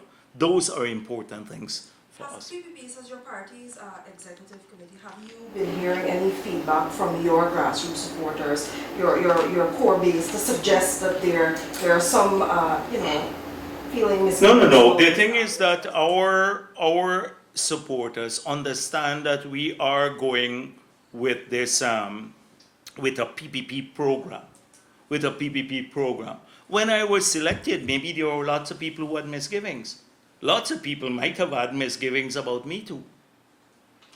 So I had to run that gauntlet. In fact, a lot of people are saying, oh, too young, shouldn't be there as presidential candidate, etc. So everybody, you have people who like various persons in the party, and so they probably would have a preference for one or the other.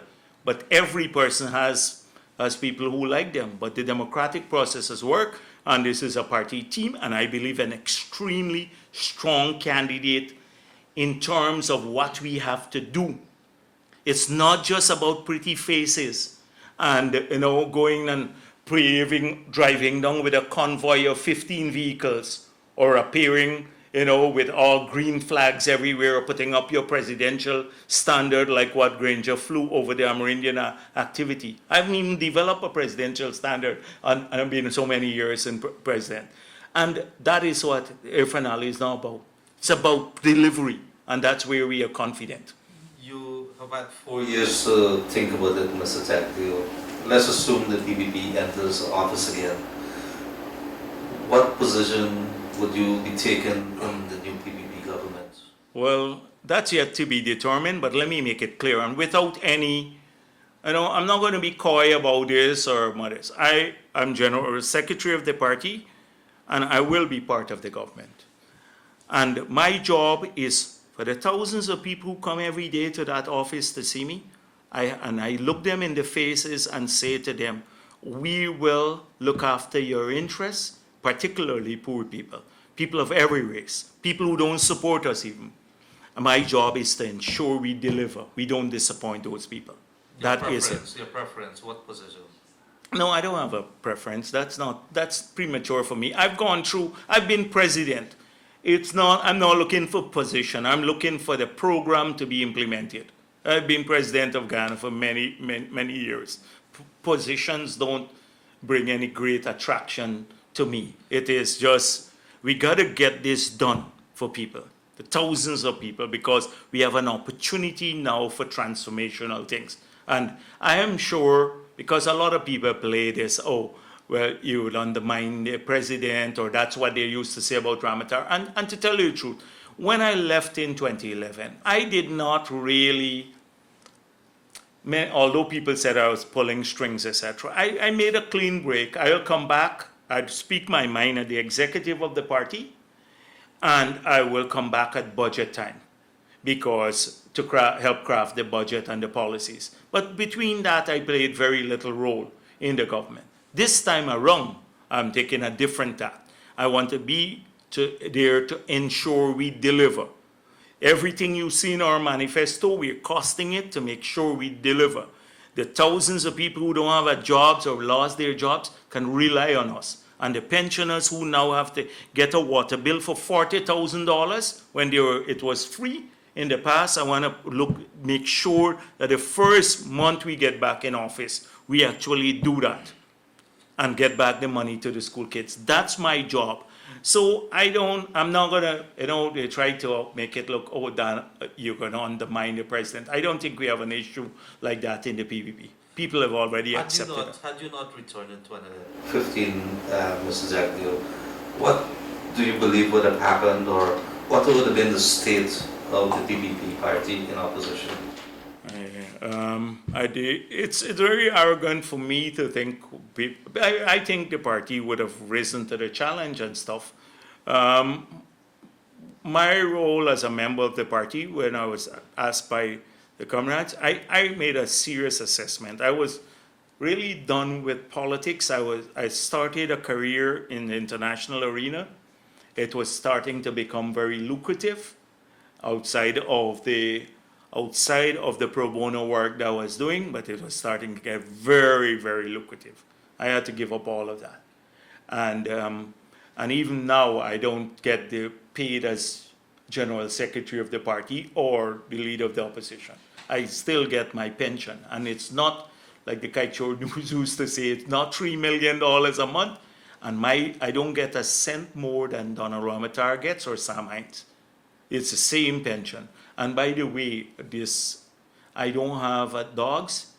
I don't have an air-conditioned dog kennel. Kaieteur News had that for almost a whole year, that my dog kennel was air-conditioned. Right, I hope that, you can't remember saying that again, Harry. I hope you didn't write that. No, I didn't. But I don't have a dog. So a lot of those rumors persisted, and people ask me, how could your dog be in the air-conditioned kennel? And I'm saying, but I don't have a dog. Up to now, I don't have a dog. In 10 years, Mr. Jack, Yes. how different will the PPP be? We have a ton of youngsters coming up. The party would look more like Guyana because we'd have much more Afro-Guyanese in the party. We have a ton of young people who are being prepared, and they're cutting their teeth in struggle. They're walking the ground now. They're clever people. They'll grow to the challenge. They'll be given opportunities to rise to the top. And because we will put a great faith in them. So the PPP, now if you look at our members of parliament, our composition, if you look at the leadership of the party in terms of its executive or its central committee or at other levels, you will see what I'm talking about. Young, bright people emerging to the top. And the older comrades, we have to play a support role, support cast. Eventually, once they rise to the fore, we shift into support cast for that future. And so that's how I see the PPP in 10 years. By the way, I didn't address that issue of extrajudicial killing, because that was one of the stereotypes that they peddle. So this, the Kaieteur News would know, because you've had your ears to the ground about what happened after the 5 persons escaped from the prison. Who helped to pave the way, which party, for them to capture the community of Buxton? Because that community was held hostage. In all that we speak about, the harm that the bandits there did to the rest of Guyana, sometimes we lose sight of what they did to Buxton itself. Buxton was a proud village from our time of slavery. Some of the best intellectuals and people who provide service came from Buxton. The woman who made probably me go back to do A levels and all of that, I was into all sorts of things. I didn't want to even continue. And it was from Buxton, Audrey Payne. She came home by me in muddy dam, right, held up her skirt and forced my parents to basically push me to go back to A levels. I didn't want to do all of that. Came from Buxton. They said, that's the crowd. And then these guys went in and they took over the village and intimidated people. They burned people's homes. The persons who dared to stand up against them, they burned their homes. Some people fled the village.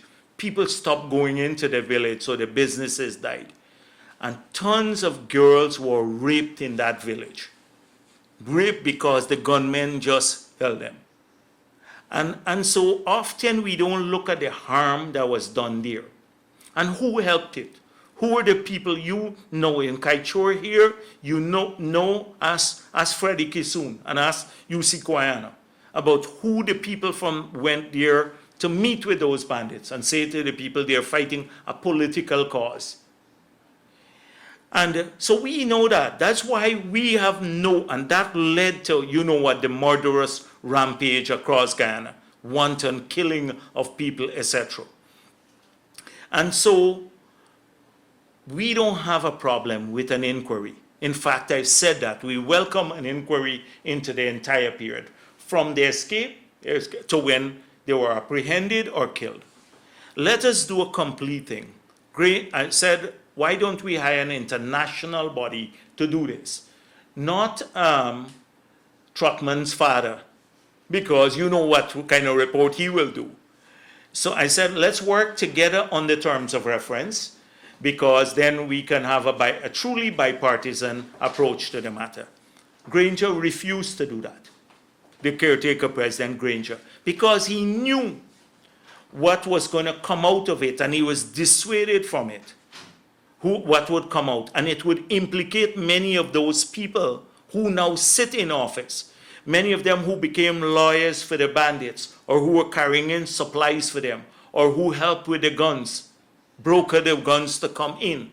Many of them are now in leadership position, including in the cabinet in APNU. So what happened at Agricola? You know the infamous Felix tape. The Felix tape, we're talking to Basil Williams and saying, you helped us out at Agricola. Why? What did he help them to do? And then what about Bartica? What about Luziknan? What about the policemen who were killed? So they started that propaganda, and we didn't do enough to fight it off. That is why I'm saying they got a list of 400 people and said the PPP killed 400 young black kids in extrajudicial killing. So when we decided to go through the list recently, we started doing a lot of the people, not most, a significant number are Indo-Guyanese. Then on that list of 400, you have the policemen who were killed by the bandit, the victims of the bandits themselves. And then you have people who died, 2 persons who died from heart attack, who were on the list of extrajudicial killing. So we did not do enough. And when they whispered this in the villages, when they whispered this, a lot of young black kids felt it's true because the whisper campaign. So we don't have any issue with a commission of inquiry. We would welcome a commission of inquiry into this, as we would into many other things. Mr. Jagdeo, I'd like to interject here. I have a few comments from our Facebook page. Lots of persons are tuned in, by the way, from various parts of the globe. Good evening to you, and we thank you for joining us. Sure, thank you very much. We have someone saying, Dr. Jagdeo, that there has been no closure to the killing of one of your government minister. They're reminding that one of your government minister also had been found to be working alongside the Phantom Squad. We have another person asking the question, why didn't the PPPC allow the DEA, the Drug Enforcement Agency, to set up office in Guyana sooner than they did? And after you would have addressed those, I have a question that I would like to ask. Sure. So let's start off with the first one. So we have the police have a record of who killed Sashso. It was a guy called Biscuit. We had a detailed description from an informant about how he was killed. With the police have that. So we knew who the killers were. We knew who the killers were, and Was the police. this made public, sir? Yes, it was made public. In fact, I've said it myself, that this was so. But we don't have a commission of inquiry. We don't problem with a commission of inquiry also looking into that specifically. So the commission of inquiry must look into all the killings, including Bartica and Agricola and Sashso, etc. Why don't we have an international commission of inquiry in spite of that? Secondly, the thing is that there was some talk about one minister linked with the Phantom Squad. This was the APNU saying this. There was an accusation. It was never proven. In fact, it is, I saw Roger Cannes returning, and you know in the Kaieteur news, you had an ad from Roger Cannes to say that Felix and him were close friends, and that Felix, he prepared to take a lie detector test, whether Felix would be prepared to do the same thing. So that is it. A lot of rumors too that got elevated into facts. And what was the third issue?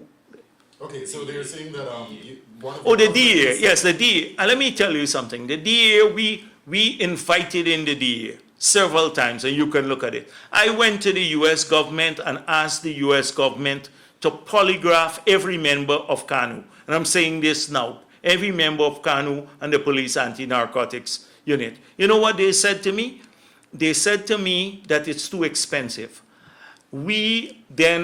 I said, if it's too expensive for a $16 trillion economy, $16 trillion at that time, how much more expensive would it be for us?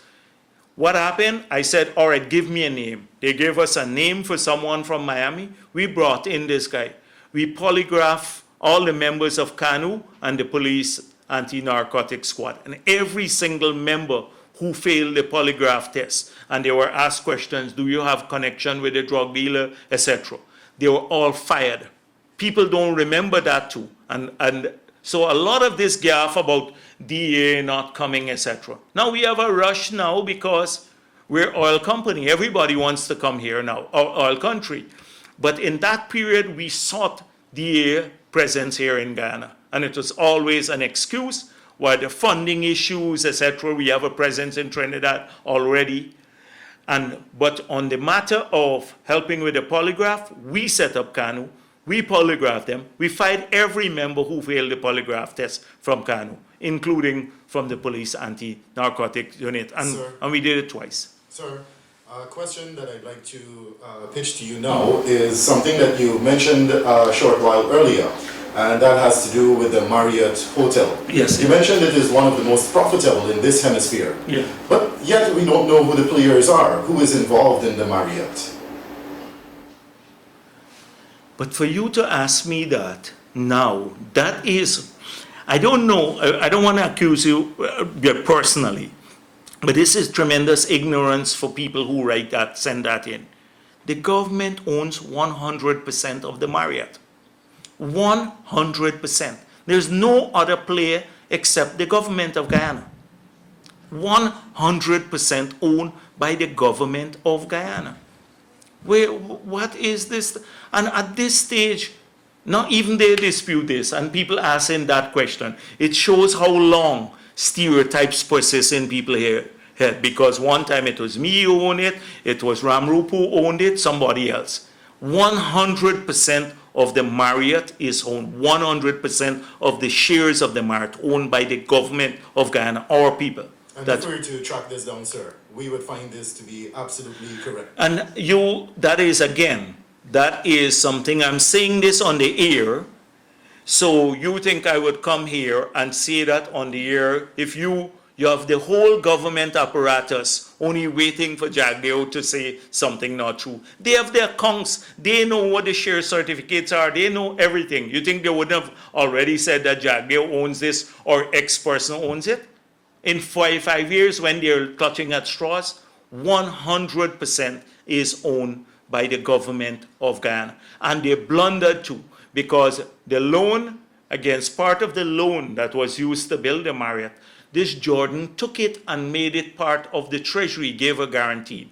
And then he should have guaranteed it against the project. He made a big blunder, but 100% is owned by the government of Guyana. Sir, another question. So that is one stereotype I hope tonight we put to rest. And the second one about my air-conditioned kennel. You were the president at that point in time. Well, let's ask for the records as we're talking on the records. You were the president, and the shares would have come before you when you were considering as to who the shareholders are. Were you made aware at that point in time who they were? Who the shareholders are? Yes. But how could it be who the shareholders are? The shareholder is 100, not are, who the shareholder is. The shareholder is government of Guyana. Why would I consider that the government, this is a government investment? Sorry, well, let's get directly to what is it, I think with my case. But you, in Kaieteur news, let me tell you, Glenn Lal, your owner, has been peddling this So you don't need to suck up to him. Let me tell him tonight, if he's listening, that is 100% owned by the government of Ghana. I know for years he's been saying they own the Marriott and stuff like that. If he's listening tonight, it's 100% owned by the government of Ghana. You can ask your boy Patterson or Jordan or anyone, or even the caretaker Jordan. My final question to you. Right, so I know you had to get that out because you'd harass you all if you all don't raise it here. Yes. My final question to you this evening, sir. Why did you decide to exempt the Exxon contract for review? Oh, the Exxon contract, because we believe that the advantage that they can claim, they were the first company here, and they can claim the frontier advantage. They can actually do that. But review in the sense, because we believe that by better contract administration, we can get hundreds of millions more from Exxon contract. But you can only have the first company, the first that found oil, although the contract in itself is bad, and we say that. But we said that you can claim you were the first here, and therefore you have a frontier advantage. Exxon Mobil has, in the future, will have to come back to us for future fines in other areas. There is no way any contract, new contract between Exxon Mobil and the government of Ghana, they will get the same concessions that they got going on to the future. So that is how I see it. Would you? Sorry. Go ahead. Yeah, sure. All right, My so, apologies. Mr. Jagdeo, I want to bring us right back to elections because that, I'm sure, is the pressing issue on everybody's mind. People are very concerned about when and how. So earlier, you said that you hope that elections held before the end. I'm sure you hope the same thing. Before the end of the year. We shall not comment on that. But my question to you is this.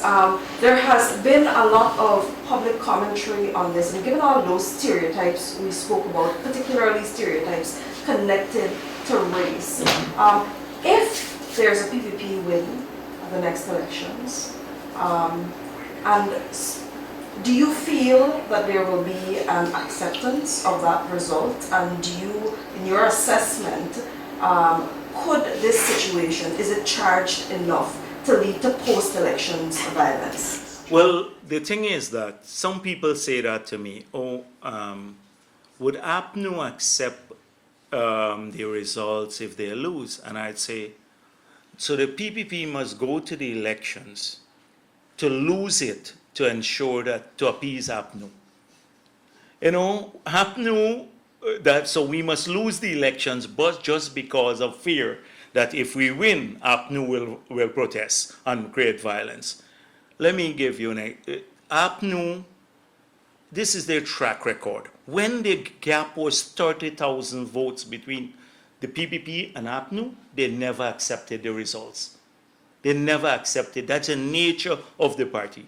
Right now, I'm not expecting them to roll over and say, oh, we'll accept the results. That's not in the nature of the APNU.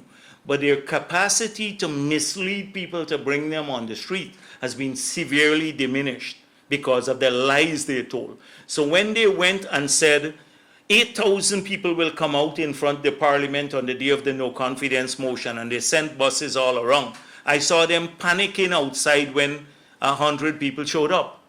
And when they tried to stage all of these protests and 50 people showing up, etc., people are just fed up with this rhetoric. They don't want violence. They want you to solve their problems. And they have not shown that they have a capacity to do so. But I know that the guys, the 2,000 of them who are earning the fat salaries and of transfer lands, etc., they will not give up without a fight. But we've dealt with this before. And therefore we'd have to deal with it again. We just have to deal with it. We can't appease perpetrators of violence, or else we'll never have a proper society, a constitutional rule. We might as well give it up to savagery. So we are not worried about that. We believe the margin will be so great. When there was just 5,000 votes difference, we accepted the results and went along with it peacefully. We filed our petition. We believe the margin will be so great And the victory will be so big that they will be forced to accept it. And the international community is looking on too. So you don't think that the situation currently as is in your assessment, it's not so charged that... Because people on the ground are worried. You talk to the vendors and people. You can't fool people and say, come and protest for the cause anymore now, when you're just taking away their livelihood. When they were vending and under the PPP, they spent $12,500 per year for the license out of a vehicle, and now they have to pay $65,000. And when that party says it's going to take it down back to $12,500, or when you're looking to build a home and they put the VAT on sand, stone, and cement, and the party that's coming into power is saying we'll remove the VAT there, or on health care. So they think people are just going to be misled again. So their capacity to do that, now they can stir up issues, but we must never allow savagery and the threat of violence to cover an entire society, If we do that, we might as well give up on democracy. And we in the PPP, we're not prepared to do that. We're not prepared to do it. Okay, Mr. Jagdeo, I have two last questions. Sure, I'm told that we have to wrap up. There were some reports recently, and this was raised by your party time and again too, about the number of Cubans and Haitians that are coming here. And I think based on your investigation that your party says that they were not leaving. Subsequently, the government came out and says, no, there is one to worry about, that these people are leaving, but not legally. What did your party find?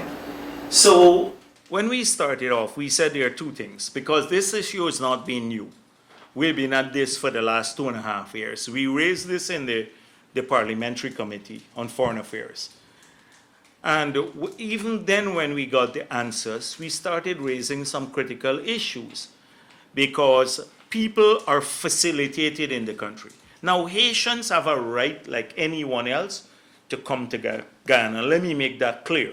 That's nothing to do with Haitians per se. They have a right to come in as visitors here. But when you come in as a regular visitor, you don't have people meeting you at the airport, government officials, meeting you airside, then chaperoning you through to immigration, then escort you down to Georgetown, and then you disappear. You come in, if you come in to visit Ghana, you come, fill up your form, you go to the immigration, etc. That's what we had, and that raised our antenna. And so we knew a lot of the people were going out the country too. So we raised, where are the people? And they said, oh, they are leaving. So we said, what about the exit? They have to be stamped out of Ghana.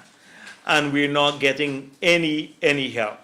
So we believe right at the beginning that you have a gang from Haiti, or two gangs from Haiti, we heard, that have come here, living in Ghana now, working with a gang in Haiti that is collecting money from people to allow them to pass through Ghana. And that when they come here, that this gang, the two gangs who are working here, have connection with the ministry, with customs, and some other places. So the majority of the people are coming to move on, and some coming to stay and work.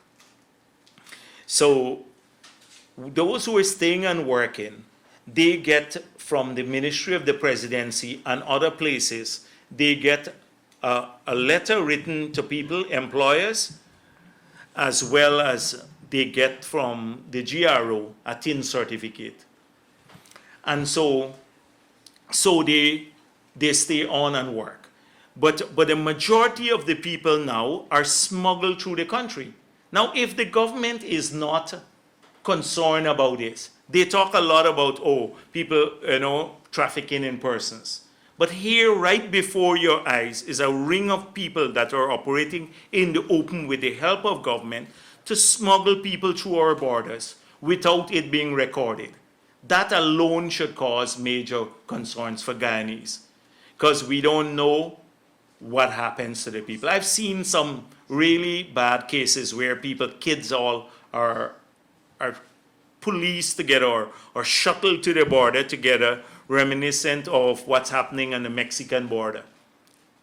And so my concern is that Felix must know what's going on. And the reason Felix and the others are not doing anything, because I believe they are part of this, or they have knowledge of these gangs working, and that it's lucrative. Because if 48,000 people and 5,000 US each, that's $40 million flowing through the system for smuggling people. Now, some of those who are remaining here are the ones who will get registered in this last period. But that is not the biggest fraction of the people who are doing this. In the registration exercise, we believe that some of the enumerators working with the APNU scrutineer registered people. A man from Spain said to us, they registered me. They came and registered. I don't have any document, local document. Now they're talking about birth certificate at Letem. Imagine they're accusing us if some of the Haitians who are going through Letem with fake birth certificates that they may be talking about. So Felix, of all persons, talks about this. The government has its hand deep in this smuggling of people. They're working with the gangs, and it's a corrupt thing. We're going to shut it down. We're going to shut it down. Not the Haitians can come to Guyana, not to stop the Haitians coming, but to shut down the smuggling gang. If Haitians are in transit through Guyana, they go in legally in Brazil, all you have to do is to stamp the people's certificate in transit. When they come through Guyana, you stamp in transit, or you say you get 5 days, and they go on their own. They don't need government official to take them to the border. They go, they hire a taxi, they go to the border and go into Brazil. Not for gangs of people to put them up in a little hotel and then fetch them on trucks to let them and stuff. Mr. They're Jagdeo, exploiting people. please allow me to interrupt. I have a caller on the line. I'd just like for you to put the headphone on so that you can interact with the caller. Pleasant evening to you, caller. Yes, sir. Very sorry about the prayer at this time was happening. Yes. I have a question. Caller, we'll ask you to turn the volume of your radio Let down, just please. ask the question. And then you Go ahead, ask your question and he will answer. My question is, Mr. Jagdeo said that Marriott is 100% government owned. I'm aware that there was a special arrangement between some people and the Republic Bank for a certain sum of money, and they were what to be called the private shareholders. We subsequently asked a lot of people, including Minister Sharma, who were these people, and he said we would never know. I would like to ask Mr. Jagdeo, who were these people and on whose behalf were they acting if the government is 100% owner of the Marriott? Is that Adam Harris? Yes, Oh, that's Sir, it is Adam Harris. Oh, Adam Harris. Oh, even from abroad, Adam, you're carrying out your propaganda. I remember Adam Harris too putting in the Kaieteur news that this was a Jagdeo secret project. And remember, I told you he was there at the signing and the sod turning. So it was not so secret after all. Two is that the fact is today that it's 100% owned by the government of Guyana. So what was the idea is that the government should privatize the Marriott and take the money from the Marriott and move on, put it back into the treasury, or alternatively move to stimulate another investment so you can catalyze investments. Now the equity part, the loan part of the Marriott contract was supposed to be, I think it's about 40-something million, and the equity 12 million. So if you buy the equity, because you got to still repay the loan. So that's why there was one time we're talking that any arrangement through a public process that gives us more than $8 million would ensure that the person can get 66% equity, which is 2/3 of the 12 million in equity. So that is what was going to happen. So they would have taken over all the loans to the project. and therefore the Marriott project would be predominantly privately owned. But right now, that arrangement did not go through. And therefore, the government is 100% owns the Marriott. They can easily go out. In fact, what they should be doing now, well, they can't do it anymore. They should have just sold out the Marriott and take the money now and help to get another co-invest, probably in a Sheraton, in one of the bigger hotels, etc. So we have 4 or 5 new hotels in Guyana of that standard. When I go in there, the staff come up to Marriott and say to me, had it now been the PPP, they wouldn't have had their jobs. Nearly 400 or 500 staff there who are working now at that Marriott got their job because we persevere. And we need to catalyze 4 major new hotels. If we got to think big, not like this afternoon, not like afternoon, think big. So I know that Adam feels a little hurt now when you're abroad that we exposed it, Adam. I'm glad that you took your evening from abroad to call in, but it's a lot of rumors. No, I had to because there were some things, for example, you never said who actually approached Republic Bank for the money. I don't know, and I still don't know. Adam, let's stop there. It was Wrtsil that was arranging the financing through Republic Bank. But Republic Bank, if you have a new owner, the new owner would take over. If you privatize it, the debt that Republic Bank would have financed too. Jordan took over the debts and placed it on the treasury. He should have left that as part of the project debt, so that if ever you want to, because Marriott from its revenue now can easily service that debt and still make a healthy profit. And so that is it. This is the world of finance, Adam, not the world of rumors. All right, and why were you reluctant to release those contracts? Every time we approached you for the contracts, you spoke of confidentiality clause. Listen, no, but Adam, you keep persisting. This is old. This is 2019, not 2014 anymore. The contracts, we said in the negotiation, this government has the Marriott contract. This government has every single contract we sign. Why don't they release the contracts? And why didn't you, sir? Why yes, didn't you release them? because the contracts are in the public domain. Jagdeo don't keep the contracts at home. They're in the GRA. They're in the public domain. Even when we gave you contracts, Adam Harris, you misrepresented them in the Kaieteur news. You one time look at the Mila Fall. We supplied all the feasibility studies, everything, and until today they persist that, oh, you would have $2 billion of debt on the Amila project. That was the Kaieteur news, ran an ad for a long time, $2 billion of debt. It's not a cent of debt to the project. It's $700 million of contingent liability. Well, a ton of lies there. Secondly, that the river would run dry. We wouldn't have water. What do you think is the purpose of the reservoir and the hydrology studies? You run in the same ad you had that the price of electricity would double. In fact, we were generating power at 20 cents per kilowatt hour at that time, and we were going to buy from a mile at 10 cents per kilowatt hour.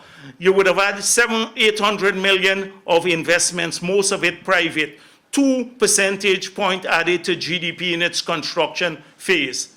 By now, we would have had cheaper power, significantly cheaper power from 2017 if that project was not killed. And you helped to kill this with the lies that you spread through with APNU. And you were silent, sir. You were silent. No, we are not silent. We shared every contract. You had the contract, you had the feasibility study, they were loaded on the website. So in Parliament, they were tabled. Just because, but so a lot of those things. By now, Guyanese would have had 160 megawatts of renewable energy added to the grid. This government doesn't have a plan. Even today, they're trying to secretly, and I'll share this information with Kaieteur News, they're secretly trying to buy 50 megawatts. Patterson and the others are negotiating, and you know what will happen. Now, so they have no plan. They haven't added any new major generating capacity to the system now. So that is why we have a speak up beta blackout.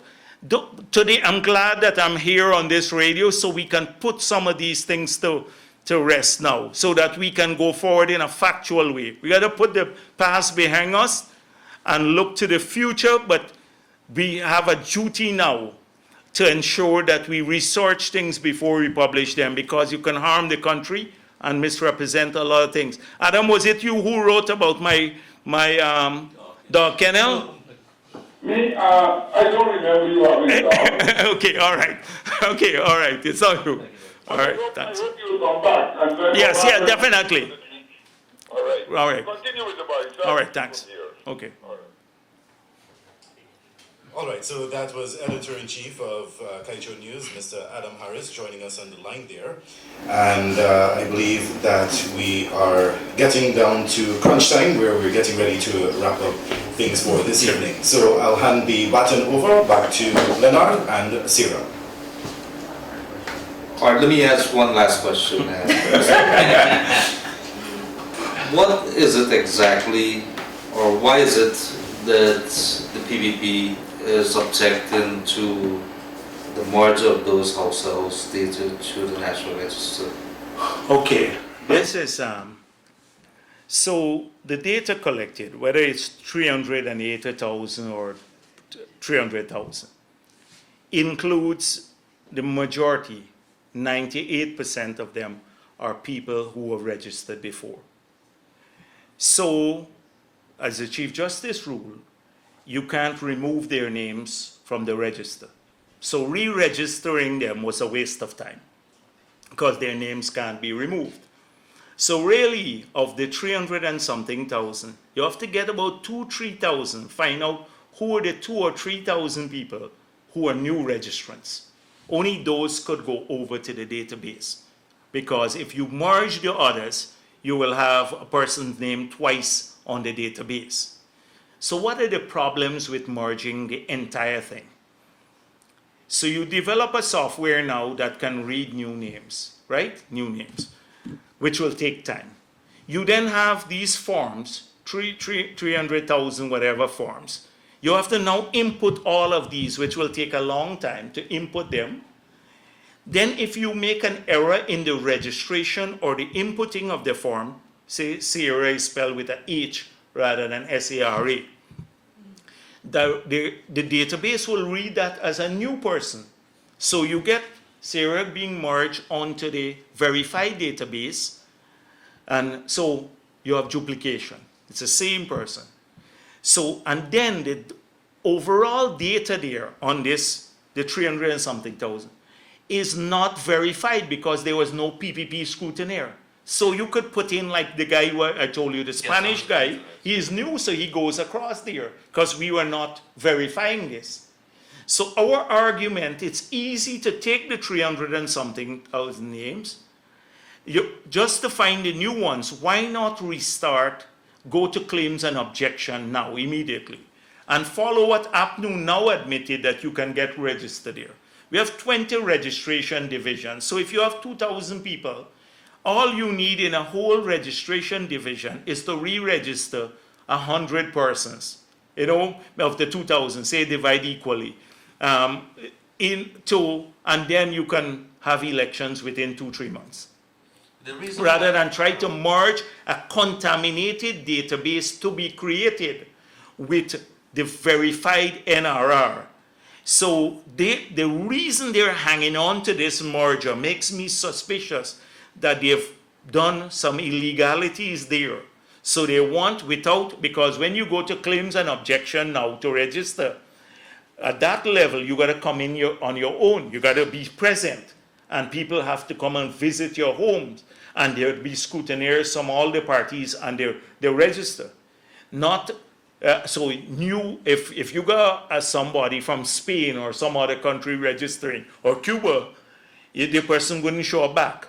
But now they could have stuck it in the registration forms, right, and put these people in. So when you merge, you're already on the list. So that's why they're trying to hang on. But apart from the technical issues and the problems associated with the data, it takes several months. Up to today, lo and feel, the Secretariat is holding back. They're presenting a proposal that will end up next year, elections, March next year.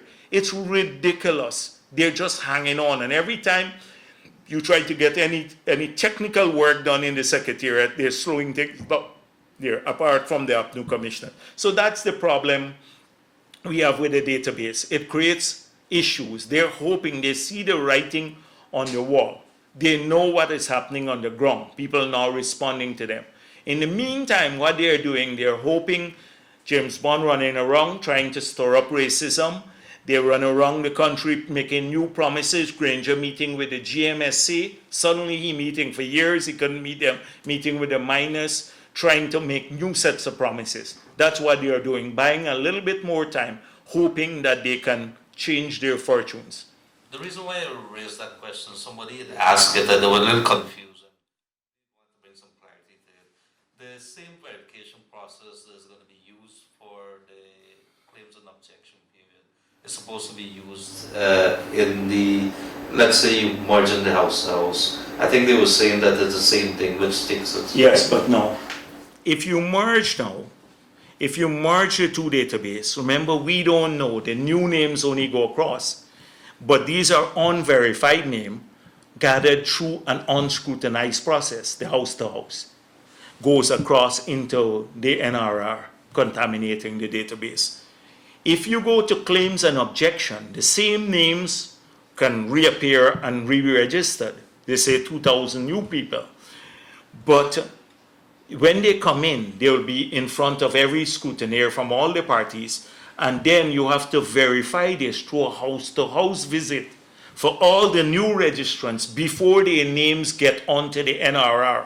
So the ones who are already on the NRR had to go through that process before their name got onto the NRR. So that is what they want to avoid, because when the people come in now, everybody would say, why are you here? You're not Guyanese. Or let's see your birth certificate or so, and we're coming to visit your home. They do house-to-house verification for new registrants. That happens in the claims and objection period, house-to-house verification of new registrants, which will be a few thousand, maybe 2,000-3,000 people. All right, do we have any more questions from the panelists? All right, no questions. Thank you very much, Mr. Jagdeo, for being here and for giving us almost an extra 120 minutes of your time. Okay. We hope to have you again, Sure. and we also hope in the future to have PPP presidential candidate here in Manali at some point. Sure. And good luck with trying to get Granger here. Mr. Jagdeo, I just have one more question. And, all right, thanks. I know you're already taxed with all that you've No, answered so far. that's okay, that's fine. I'm accustomed to long hours. I'm not Granger. But sir, the question I have for you at this point in time, based on the principles that the PPP was founded, would it be fair to say that the party has strayed away from those principles? Absolutely not. Guyana has remained our primary. We are fiercely patriotic, and that has not changed. That's the first thing. It's a patriotism that drove us. Secondly, that we remain a party open to everybody, in spite of the stereotype. People of every faith, every race, etc. It's not strange that the PPP has had presidents who are like Afro-Ghanese, Sam Hines, a white person, an Indian person, people of every religion now, and we're finally Muslim, Hindu, Christian, Muslim. It's not strange for us because they're party members. We don't look at their race or religion. So we remain faithful to that. We remain pro-poor. Although we believe that the private sector must be vibrant in helping poor people. That is why Cheddy Jagan in the 50s set up the first industrial estate. So he knew that you had to help the private sector to create more jobs. That is why we launched off on a set of policies. When we didn't have any money for anything else, all the money was going to pay debts. We still started a housing program that ended up with over 100,000 house lots given out, and over 75% of those went to people below $100,000, 98,000. That was our way of ensuring more poor people got land. Secondly, we started the subsidy programs, like with the school kids and etc., helping poor people, better education, expanding education. They have dismantled all the pro-poor policies. So the party has remained faithful to all that it stood for. Patriotic, inclusive of every people regardless of their religion, their race, their gender. Thirdly, pro-poor, but progressive with the private sector. And also we believe in democracy and rule of law. And throughout our history, we have held that. Free and fair elections we have fought for. We have fought for dignity of people. We have respected the Constitution, respected rule of law. These are the principles. And patriotic means looking out for our people, not like this group. So those are the things throughout, with different variations at various points in time. But if you trace the common course of all that we have done, you will see these strong underlying trends that have always guided us. Thank you. We'll have room for one more question from Mr. Gildari, and then we'll wrap Okay, things sure. up this evening. You cannot have Mr. Jagdeo here and not ask him this question. A number of your party officials, including the present presidential candidates, would have been pulled in question, including yourself, by SOCO. There are some charges, they've been tossed by the court at a number of them. In a PPP government, would you push for closure of that unit? Let me tell you, the SOCO and the drug dealing thing. So when we established the FIU is the Financial Intelligence Unit, we recognized that it needed an enforcement arm. So that is why the PPP established SOCO under the authority of the Commissioner of Police, not a minister. This government swiftly changed that focus. They started budgeting for SOCO under the Office of the President, so the reporting relationship changed. And SOCO became a tool to go after political opponents. So in 4.5 years, they've not filed a single charge against drug dealers or money launderers, although that was their primary purpose. So what were being the charges? Nigel Darmla and the others got charged for failing to update the general ledger as board members, not because they had money in their account that they shouldn't have. These are board members who failed to update the general ledger. They called in Sam Hines and everyone else about something that happened in 2004. He attended some board meeting and whatever happened here. They have all the files here. Anil Nandalal was charged for some law books that cost $2,000 US. Imagine all this 28 billion we're supposed to steal a year, and that's what you charge him for. And he said, I have the books. He didn't say I didn't have the books. He said, I have the books, but it was given to me as part of my condition of service. Irfan Ali is charged with Pradoville. We should be charged. We're the beneficiaries. Why they don't charge the 19 of us who got the land? Irfan Ali, now he doesn't have land here. He gets charged for this. So this is, but they didn't discover that after the election I was living there. They knew I was living there all along and stuff like that. So when you look through what the frivolous nature of the charges, and then on the other hand, you charge Brassington and Ashney Singh for selling land there, say Lilendal, for 30 million an acre, and you gave Charles Series, but he didn't get the injunction, 4.5 acres to build an office just there. And he can't dispute that. And he pays like, I don't know, 200,000 Ghana dollars a year. That is the duplicity. So we can't, Clearly, we have to correct some of the wrongdoings in a PPP government. But that will not be the obsession of the government. Like how they're obsessed, we have to have a small unit that does this. The primary goal of the PPP government is to start implementing our promises. We got to put people back to work. We have to get money flowing back again in the economy because by reducing the taxes so people have more money to spend in the markets, etc., on themselves, invest, etc. We have to get more, the pensioners, their help back again, and the school kids and everybody. That would be our primary focus. Definitely going after some people where you have had egregious corruption, and you've had a lot of those. But it must be limited and no witch hunting. We're not interested in witch hunting because you will only go to the politician where if the financial and the corruption trail leads to him. Not start the other way around. When you get the politician, they said, you go after that one and find something to charge him. It would be the other way around. Thank you. Mr. Jagdeo, we'd like to thank you very much for gracing us with your presence in studio. It has been an absolute pleasure having you here with us. We do hope that you will return and share more information with us. In closing, is there anything that you'd like to share with listeners this evening? Well, I'm hoping that Guyanese will look at our program, look at our manifesto, read it carefully, see what our plans are for the future, and recognize that the PPP, with all of its deficiencies, will work hard to ensure that all of our people benefit from the program in the future. And that it's a historical opportunity for our country in the future, but only if we manage it well. And don't be deluded by wild promises again. The next few years will be tough years. People think we're going to get a massive windfall immediately.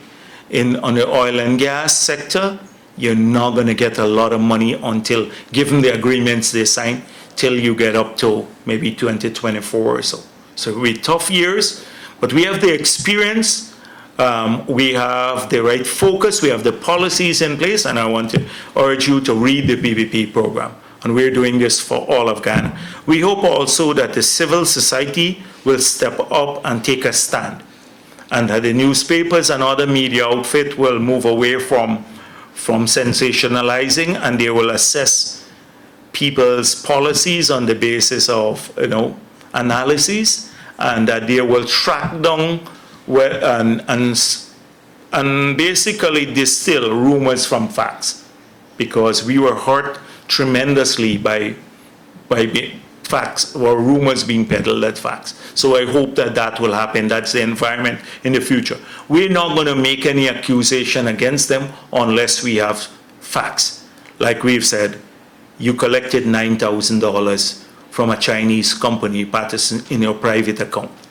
We released that. It was true. He said he paid it back to Marriott. It's not true, as far as we're concerned. He hasn't supplied any evidence. Now, how did they get his private bank account, the Chinese company?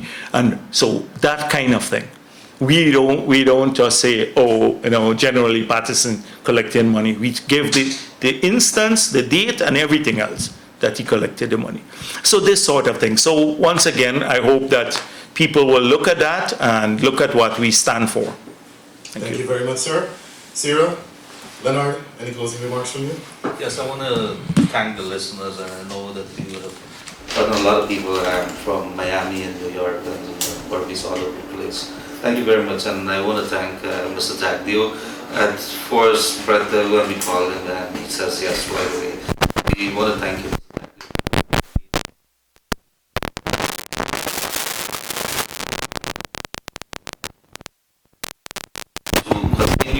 Keeping the engagement process alive. I think this is where the country's development is it's good for the country.